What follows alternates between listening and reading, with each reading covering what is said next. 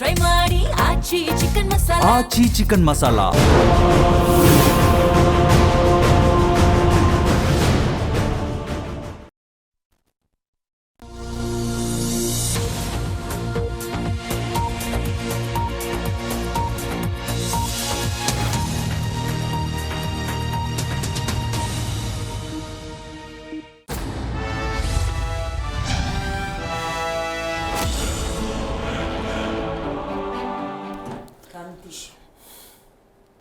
ನಮಸ್ಕಾರ.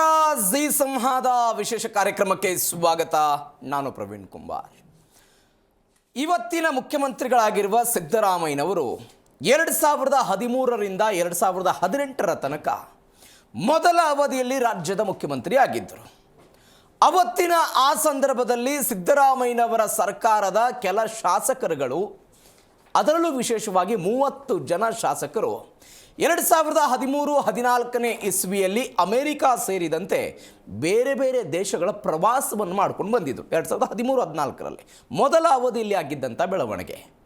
ಅವತ್ತು ಶಾಸಕರು ಮಾಡಿದ್ದಂತಹ ವಿದೇಶ ಪ್ರವಾಸ ಯಾವುದೇ ಗದ್ದಲಕ್ಕೆ, ಗೋಜಲಗಳಿಗೆ, ವಿವಾದಗಳಿಗೆ, ನಾಯಕತ್ವ ಬದಲಾವಣೆಗೆ ಯಾವುದಕ್ಕೂ ಕೂಡ ಕಾರಣವಾಗಿರಲಿಲ್ಲ. ಆ 30 ಜನ ಶಾಸಕರು ವಿದೇಶಕ್ಕೆ ಹೋದರು, ವಾಪಸ್ ಬಂದರು.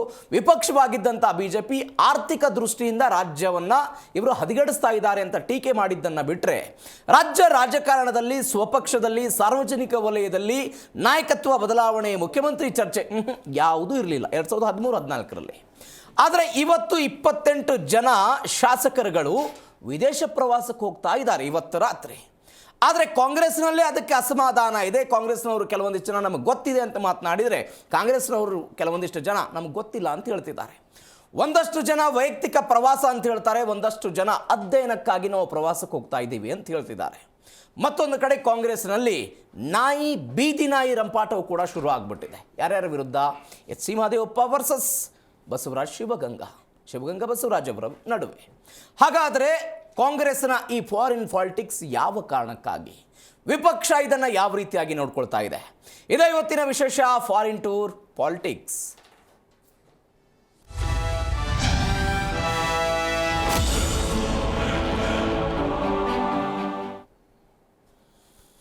ಕಾಂಗ್ರೆಸ್ನಲ್ಲಿ ಮುಖ್ಯಮಂತ್ರಿ ಕುರ್ಚಿಯ ಗುದ್ದಾಟ ನವೆಂಬರ್ 20ರ ನಂತರ ದೊಡ್ಡ ಹಂತಕ್ಕೆ ಹೋಗ್ತಾ ಇದೆ. ಬಜೆಟ್ ಅಧಿವೇಶನಕ್ಕೆ ಕ್ಷಣಗಣನೆ ಆರಂಭವಾಗಿರುವ ಈ ಹೊತ್ತಿನಲ್ಲಿ ಅದು ಮತ್ತಷ್ಟು ಮುನ್ನೆಲೆಗೆ ಬಂದಂತೆ ಕಾಣಿಸ್ತಾ ಇದೆ.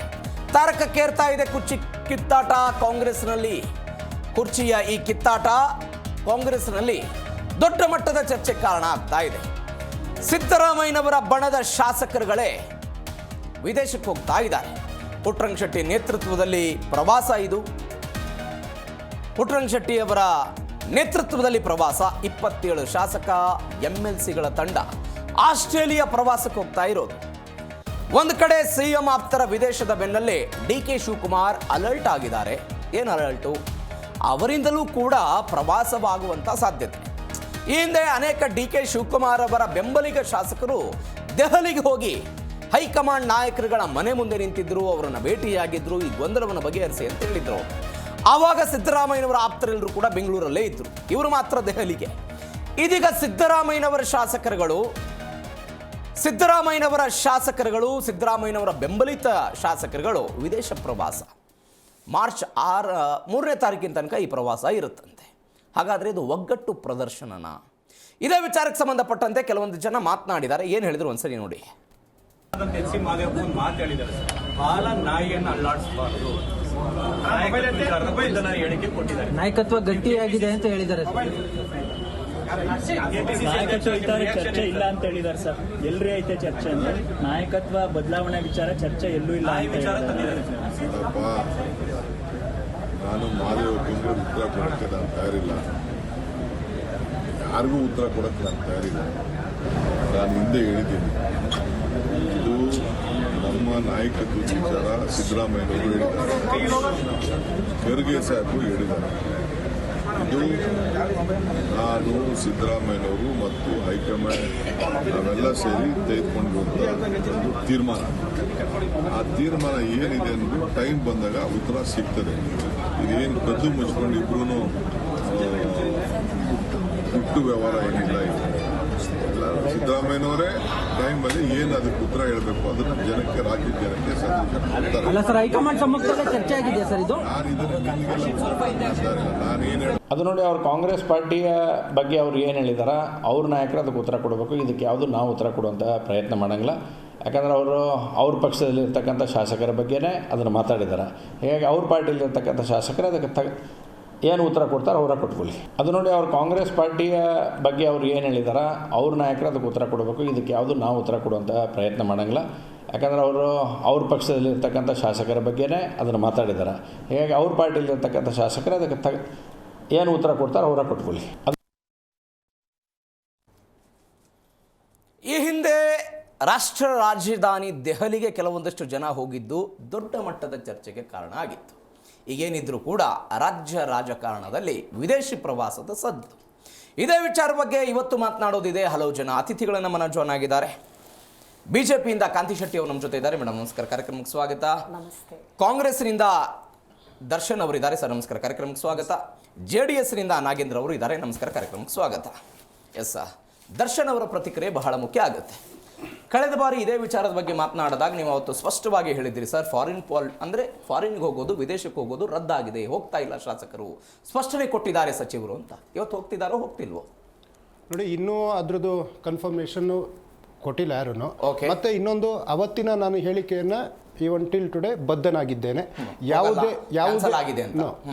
ಯಾವುದೇ ಇಲಾಖೆಯಿಂದ ಅಂದ್ರೆ ಅವತ್ತು ಪಶುಸಂಗೋಪನಾ ಇಲಾಖೆ ಅನ್ನುವಂಥ ಉತ್ತರ ಬಂದಾಗ ಯಾವುದೇ ಇಲಾಖೆಯಿಂದ ಯಾವುದೇ ಸ್ಟಡಿ ಟೂರ್ ಅಂತೇಳಿ ಯಾವ ಶಾಸಕರು ಹೋಗ್ತಾ ಇಲ್ಲ ಅನ್ನುವಂಥದ್ದನ್ನ ಸ್ಪಷ್ಟಪಡಿಸ್ತಾ, ವಿದೇಶಕ್ಕೆ ಅವರವರ ದುಡ್ಡಲ್ಲಿ, ಅವರ ಒಂದು ಖುಷಿಯಲ್ಲಿ, ಅವರ ಒಂದು ವೈಯಕ್ತಿಕ ಬದುಕಲ್ಲಿ, ಅವರ ಕುಟುಂಬ ಆಗಿರ್ಬೋದು, ಅವರ ಸ್ನೇಹಿತರಾಗಿರ್ಬೋದು, ಹೋಗುವಂಥದ್ದು ಸರ್ವೇ ಸಾಮಾನ್ಯ. ಇವತ್ತು ಬೆಳಗ್ಗೆ ನಮ್ಮ ಅಣ್ಣ ಫೋನ್ ಮಾಡಿದಾಗ ನಾನು ಯಾವುದು ಇಲ್ಲಿ ಹಾಸನ ಜಿಲ್ಲೆನ ಅರ್ಕುಲ್ಗೂಡು ಇವರು ಕೃಷ್ಣಗೌಡರು ಅಂತಿದ್ದಾರೆ, ಅವ್ರದ್ದು ಒಂದು ತೋಟ ಇದೆ, ಗಂಧದ ಮರ ಎಲ್ಲ ಬೆಳೆದಿದ್ದಾರೆ, ಸುಮಾರು ಒಂದು 1000 ಹಸುಗಳನ್ನೆಲ್ಲ ಸಾಕಿದ್ದಾರೆ.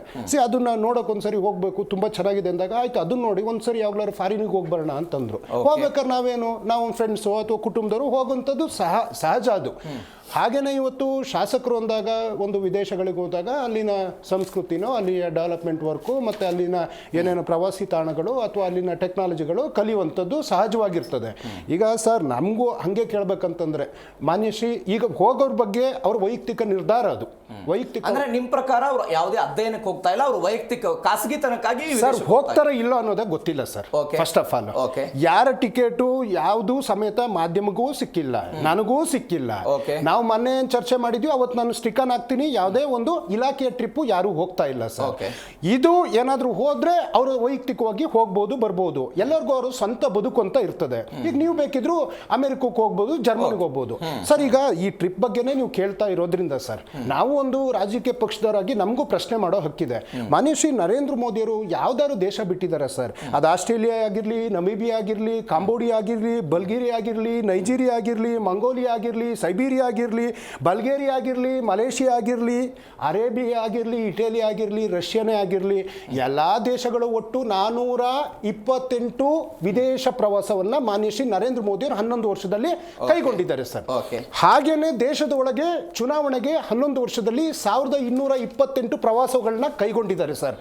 ದೇಶದ ಪ್ರಧಾನಿಯಾಗಿ ನರೇಂದ್ರ ಮೋದಿಯವರು ಹೊರಗಡೆ ಹೋದ್ರು ಅಥವಾ ದೇಶದೊಳಗಡೆ ಚುನಾವಣಾ ಪ್ರಚಾರ ಮಾಡಿದ್ರು ನಮಗೇನಿಲ್ಲ. ಆದ್ರೆ ಇವಾಗ ಶಾಸಕರು ಅವರು ಸ್ವಂತ ದುಡ್ಡಲ್ಲಿ ಹೋಗ್ತಾರೆ. ಆದ್ರೆ ನರೇಂದ್ರ ಮೋದಿ ಅವ್ರದ್ದು ಖರ್ಚಾಗಿರೋದು ಸರ್ 1,00,000 ಕೋಟಿ ರೂಪಾಯಿ. ಮೊನ್ನೆ ಅಷ್ಟೇ ಕೇಂದ್ರ ಸರ್ಕಾರ ಒಂದು ದಾಖಲೆಯನ್ನ ಬಿಡುಗಡೆ ಮಾಡಿದೆ. UPA 1 UPA 2 ಸರ್ಕಾರದ ಅವಧಿಯಲ್ಲಿ ಮನಮೋಹನ್ ಸಿಂಗ್ ಅವರು ಪ್ರಧಾನಮಂತ್ರಿಗಳಾಗಿದ್ದರು. Yes sir. ಅವತ್ತು ವಿದೇಶ ಪ್ರವಾಸಕ್ಕೆ ಹೋಗಿರ್ಲಿಲ್ವಾ? ಅವರ ಸ್ವಂತ ಖರ್ಚಿನಲ್ಲಿ ಮನಮೋಹನ್ ಸಿಂಗ್ ಹೋಗಿದ್ರ? ಖಂಡಿತ. Yes sir. Nice question. If suppose ಶಾಸಕರು ವಿದೇಶ ಪ್ರವಾಸವನ್ನ ಕೈಗೊಂಡ್ರೂ ಕೂಡ ಅದು ಅವರ ಖಾಸಗಿ, ಅವರ ಕುಟುಂಬದೊಂದಿಗೆ, ಅವರ ಸ್ನೇಹಿತರೊಂದಿಗೆ ಹೋಗಬಹುದು ಅಂತ ದರ್ಶನ್ ಅವರು ಹೇಳ್ತಿದ್ರಲ್ಲ. ಯತೀಂದ್ರ ಸಿದ್ದರಾಮಯ್ಯನವರು ಒಂದು ಹೇಳಿಕೆಯನ್ನು ಕೊಟ್ಟಿದ್ದಾರೆ, ಖಾಸಗಿ ಪ್ರವಾಸ ಅಂತ ಯತೀಂದ್ರ ಸಿದ್ದರಾಮಯ್ಯನವರು ಹೇಳ್ತಾರೆ. ಈ ಪ್ರವಾಸಕ್ಕೆ ಹೋಗ್ತಾ ಇರುವಂತಹ ಶಾಸಕರೂ ಆಗಿರುವಂತಹ ಪ್ರದೀಪ್ ಈಶ್ವರ್ ಒಂದು ಹೇಳಿಕೆ ಕೊಟ್ಟಿದ್ದಾರೆ. ಅವರು ಕೊಟ್ಟಂತಹ ಹೇಳಿಕೆಯೇ ನಾನು ಯಥಾವತ್ತಾಗಿ ನಿಮ್ಮ ಮುಂದೆ ಹೇಳ್ತೀನಿ. ಸರ್ಕಾರದ ಇಲಾಖೆಯ ಅಧ್ಯಯನದ ಕಾರಣಕ್ಕಾಗಿಯೇ ನಾವು ಪ್ರವಾಸಕ್ಕೆ ಹೋಗ್ತಾ ಇದ್ದೀವಿ ಅಂತ ನೀವು ಹೇಳ್ತಾ ಇದ್ದೀರಿ, ಅವರ ವೈಯಕ್ತಿಕ ಅಂತ. ಸರ್ ನೋಡಿ, ಮೊದಲನೇದ ಪ್ರಶ್ನೆಗೆ UPA 1 UPA 2 ಅಂತ ಮನಮೋಹನ್ ಸಿಂಗ್ ಅವ್ರ ಬಗ್ಗೆ ನೀವು ಕೇಳಿದ್ರಿ ಸರ್. ಬಹಳ ಸಂತೋಷ. ನಾನು UPA 1 UPA 2 ಸೇರಿಸ್ಕೊಂಡು ಅದ್ರ ಹಿಂದೆ ಮಾನ್ಯ ಶ್ರೀ ಅಟಲ್ ಬಿಹಾರಿ ವಾಜಪೇಯಿ ಅವರನ್ನು ಸೇರಿಸ್ಕೊಂಡು, ನರಸಿಂಹರಾಯರನ್ನು ಸೇರಿಸ್ಕೊಂಡು, ರಾಜೀವ್ ಗಾಂಧಿ ಅವ್ರನ್ನೂ ಸೇರಿಸ್ಕೊಂಡು, ಹಿಂದೆ ಚಂದ್ರಶೇಖರ್ ಅವ್ರನ್ನೂ ಸೇರಿಸ್ಕೊಂಡು, ಇಂದಿರಾ ಗಾಂಧಿ ಅವ್ರನ್ನೂ ಸೇರಿಸ್ಕೊಂಡು, ಮುರಾರ್ಜಿ ದೇಸಾಯಿ ಅವ್ರನ್ನೂ ಸೇರಿಸ್ಕೊಂಡು, ಜವಾಹರ್ಲಾಲ್ ನೆಹರು ಅವ್ರನ್ನೂ ಸೇರಿಸ್ಕೊಂಡು ಎಲ್ಲರೂ ದೇಶದ ದುಡ್ಡಲ್ಲಿ ಹೋಗಿದ್ದಾರೆ.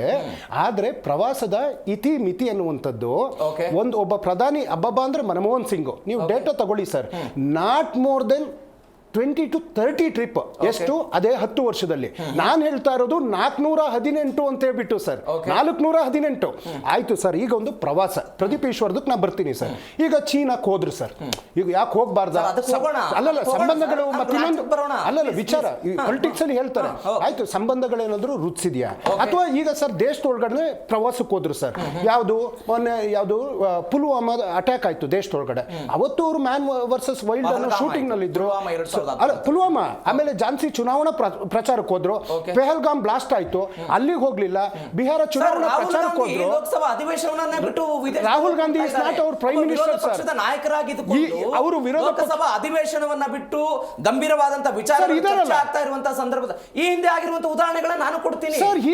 ನಾನು ಹೇಳ್ತಾ ಇರೋದು ಸರ್, ಪ್ರಧಾನಮಂತ್ರಿಗಳು ರಾಷ್ಟ್ರದ ಇತಿಹಾಸದಲ್ಲಿ ಪಾರ್ಲಿಮೆಂಟ್ ಅಲ್ಲೇ ಮಾತಾಡಿಲ್ಲ. ಪ್ರಧಾನಮಂತ್ರಿಗಳನ್ನ ಕಟ್ಟಿ ಹಾಕಬೇಕಾದಂತ ಕೆಲಸವನ್ನ ಮಾಡೋ ಕಾರಣಕ್ಕೋಸ್ಕರ ಭಯ ಪಟ್ಟಿರ್ತಕ್ಕಂಥ ಪ್ರಧಾನಿಯರು ಉತ್ತರದಾತರಲ್ಲದೆ ಪಾರ್ಲಿಮೆಂಟ್ ಅಲ್ಲಿ ಇತಿಹಾಸದಲ್ಲಿ ಒಬ್ಬ ಪ್ರಧಾನಿ ಯಾರಾದ್ರೂ ಮಾತಾಡಿಲ್ಲ ಅಂದ್ರೆ ಅದು ಶ್ರೀ ನರೇಂದ್ರ ಮೋದಿ ಅವರು. ಅಂತ ಎಫೆಕ್ಟಿವ್ ಆಗಿ ನಾವು ಕೆಲಸ ಮಾಡಿದೀವಿ ಸರ್. ಅವರು ಮಾತಾಡೋದು ಏನು ಅಂತ ನಾನು ನೋಡಿಲ್ಲ. ನಾನು ಹೇಳ್ತಾ ಇದ್ದೀನಿ. ಅಲ್ಲ, ನೀವ್ ಹೇಳ್ತಾ ಇದ್ದೀರಾ, ನಾನು ನೋಡಿಲ್ಲ ಸರ್. ನೀವ್ ಹೇಳಿದ್ದೀರಾ. ಮತ್ತೆ ಯಾವುದೇ ಮಂತ್ರಿಗಳು ಅದಕ್ಕೆ ಕ್ಲಾರಿಫಿಕೇಶನ್ ಕೊಡಬೇಕು. ನಮ್ಮ ಇಲಾಖೆ ಹಿಂಗ್ ಹೋಗಿದ್ದಾರೆ ಅಂತ ಅವತ್ತು ನೀವು ಒಂದು ಪಶುಸಂಗೋಪನಾ ಇಲಾಖೆ ಸಚಿವರಿಗೆ ಹೇಳಿದ್ರಿ. ಅವ್ರು ಬಂದ್ರು ಮಾಧ್ಯಮದ ಮುಂದೆ, ನೋಡಿ ಸರ್, ನಾವು ವಿಧಾನಸೌಧ ಪಡಸಾಲಲ್ಲಿ 4-5 ಜನ ಮಾತಾಡ್ತಾ ಇದ್ವಿ, 4-5 ಸರಿ ಗೆದ್ದವರೆಲ್ಲ ಒಂದ್ಸರಿ ಹೋಗ್ ಬರೋಣಪ್ಪ ನೋಡ್ಕೊಂಬರೋಣ ಅಂತಂದ್ರು.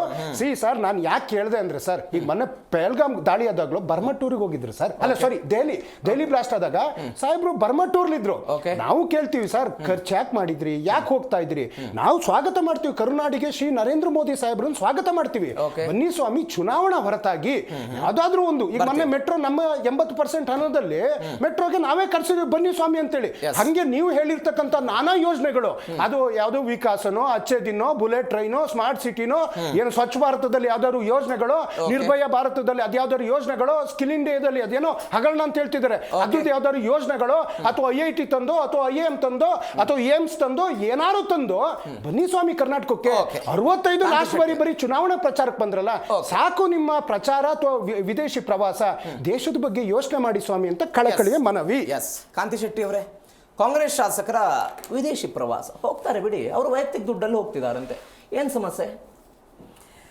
ಕರ್ನಾಟಕದ ರಾಜಕಾರಣ ಅಧೋಗತಿಗೆ ಬಂದಿದೆ. ಓಕೆ, ಹಾಗಂತ ನಾವು ಹೇಳ್ತಾ ಇಲ್ಲ, ಅವರ ಜನನೇ ಅವರಿಗೆ ಗೊತ್ತಾಗಿದೆ. ನಾವು ಹೇಳ್ಬೇಕು, ವಿರೋಧ ಪಕ್ಷವಾಗಿ ಹೇಳ್ಬೇಕಂತ ಏನು ಉಳಿದಿಲ್ಲ. ನಾನು ಅನೇಕ ಬಾರಿ ಇದನ್ನು ಇತ್ತೀಚೆಗೆ ಹೇಳ್ತಾ ಇದ್ದೀನಿ.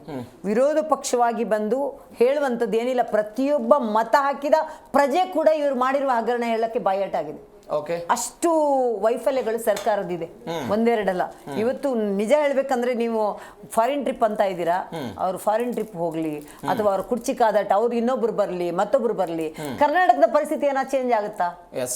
ನಾವೇನು ಎಕ್ಸ್ಪೆಕ್ಟ್ ಮಾಡಕ್ಕೆ ಸಾಧ್ಯನೇ ಇಲ್ಲ. ಕರ್ನಾಟಕದ ಪರಿಸ್ಥಿತಿ ಏನು, ಬೆಂಗಳೂರು ಗುಂಡಿಗಳು ಏನು ಆಗಲ್ಲ. 585 ಜನ ಸತ್ರು, ಅವ್ರಿಗೇನು ಪರಿಹಾರ ಇಲ್ಲ. ನಾವು ಹೇಳುದು 2,500 ಜನ ರೈತರು ಸತ್ತೋದ್ರು, ಆತ್ಮಹತ್ಯೆ ಆಯ್ತು. 18 ಜನ ಇಲ್ಲಿ ನಮ್ಮ ಸರ್ಕಾರದಲ್ಲಿ ಬರ್ದಿಟ್ಬಿಟ್ಟು ಸತ್ರು. ಯಾರಿಗಾದ್ರೂ ಫ್ರೀ ಹ್ಯಾಂಡ್ ಇದೆಯಾ? ಕರ್ನಾಟಕದ ಪೊಲೀಸರಿಗೆ ಅವ್ರದೇ ಆದ ಒಂದು ಹೆಸರಿತ್ತು.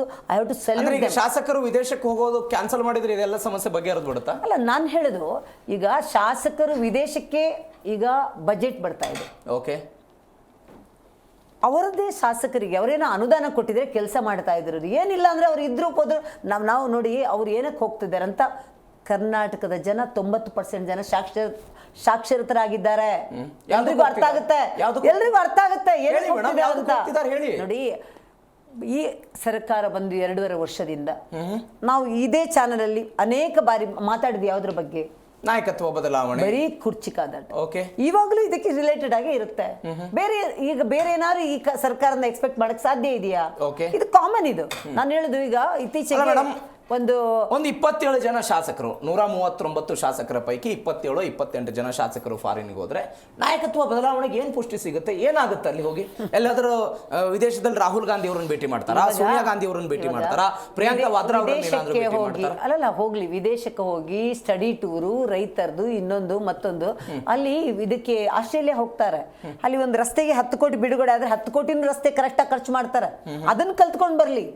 ಇಲ್ಲಿ ಈ ತರ ಪರ್ಸೆಂಟೇಜ್ ಎಷ್ಟು ಸಿಗುತ್ತೆ, ಅಲ್ಲಿ ಯಾವ ತರ ಯಾರು ನಮ್ಮ ದುಡ್ಡುಗಳು ಬಂದಿಲ್ಲ ಅಂತ ಹೇಳಿ ಏನಾಗ್ತಾ ಇದೆ ಅದನ್ನೆಲ್ಲ ಕಲ್ತ್ಕೊಂಡ್ ಬರ್ಲಿ. 10 ಕೋಟಿ ಬಿಡುಗಡಾದ್ರೆ 10 ಕೋಟಿನೂ ರಸ್ತೆಗೆ ಹಾಕ್ತಾರೆ.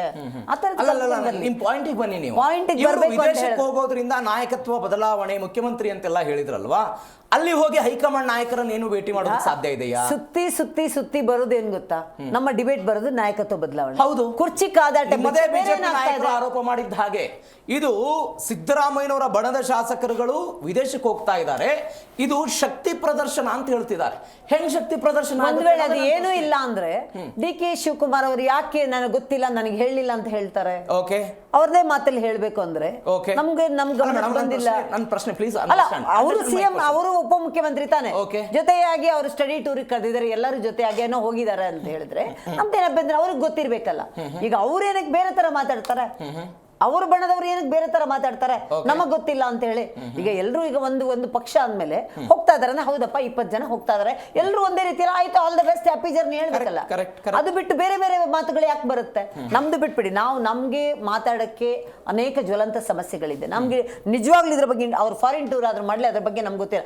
ಅವ್ರು ಇನ್ನೊಬ್ರು ಕುರ್ಚಿಯಲ್ಲಿ ಕೂತ್ಕೊಳ್ಳಿ, ಮತ್ತೊಬ್ರು ಕುರ್ಚಿಯಲ್ಲಿ ಕೂತ್ಕೊಳ್ಳಿ, ನಾವಂತೂ ಏನು ಎಕ್ಸ್ಪೆಕ್ಟ್ ಮಾಡಕ್ಕೆ ಸಾಧ್ಯನೇ ಇಲ್ಲ ಇವರ ಹತ್ರ. ಯಾವುದೇ ರೀತಿಯ ಕರ್ನಾಟಕದ ಪರಿಸ್ಥಿತಿಯಲ್ಲಿ ಏನಾದ್ರು ಬದಲಾವಣೆ ಆಗುತ್ತಾ? ರೈತರ ಪರಿಸ್ಥಿತಿಯಲ್ಲಿ ಏನಾದ್ರು ಬದಲಾವಣೆ ಆಗುತ್ತಾ? ಅಥವಾ ನಿಮ್ಮ ಕಾನೂನು ಸುವ್ಯವಸ್ಥೆ ಏನಾದ್ರು ಒಳ್ಳೇದಾಗುತ್ತಾ? ಮಹಿಳೆಯರ ಬಗ್ಗೆ ಎಷ್ಟೊಂದು ಅತ್ಯಾಚಾರಗಳಾಗುತ್ತಾ? ಅದೆಲ್ಲ ಕಮ್ಮಿ ಆಗುತ್ತಾ? ನಾವು ಅದ್ರ ಬಗ್ಗೆ ಮಾತಾಡ್ತೀವಿ. ಅವ್ರು ಏನೇ ಈಗ ಇತ್ತೀಚೆಗೆ ಇದನ್ನು ಹೇಳಲೇಬೇಕು ನಾನು, ಒಂದು ಮಿನಿಸ್ಟರ್ಗಿರಿ ಅಂತ ಕೊಡ್ತೀವಿ, ಮಂತ್ರಿಗಿರಿ ಕೊಟ್ಟಾಗ ಅದಕ್ಕೊಂದು ನಮ್ಮಲ್ಲಿ ಒಂದು ಆಕ್ಟ್ ಇದೆ, 15% ಕೊಡಬೇಕು, ಸರಿ ಸುಮಾರು 33 ಜನ ಇರಬೇಕು ಅಂತ ಒಂದು ಆಕ್ಟ್ ಇದೆ.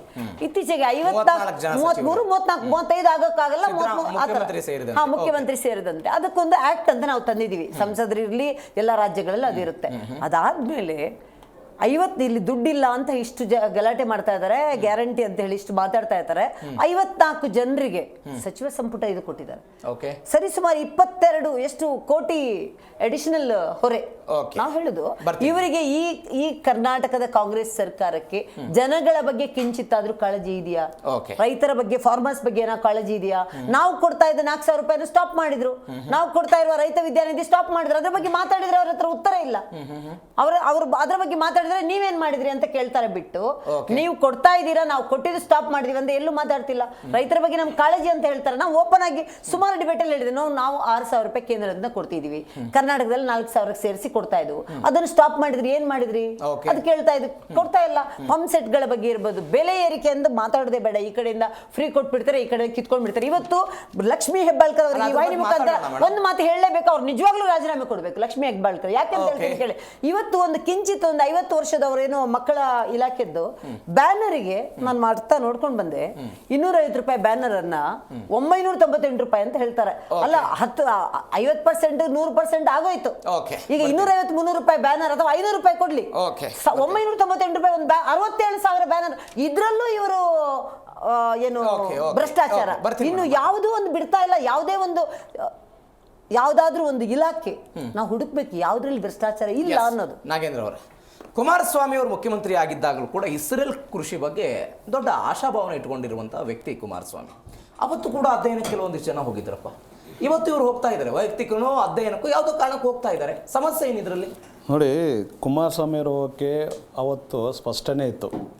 ಅವತ್ತು ಈ ಥರ ಕುರ್ಚಿ ಕಾದಾಟ ರಾಜ್ಯದಲ್ಲಿ ಇರಲಿಲ್ಲ.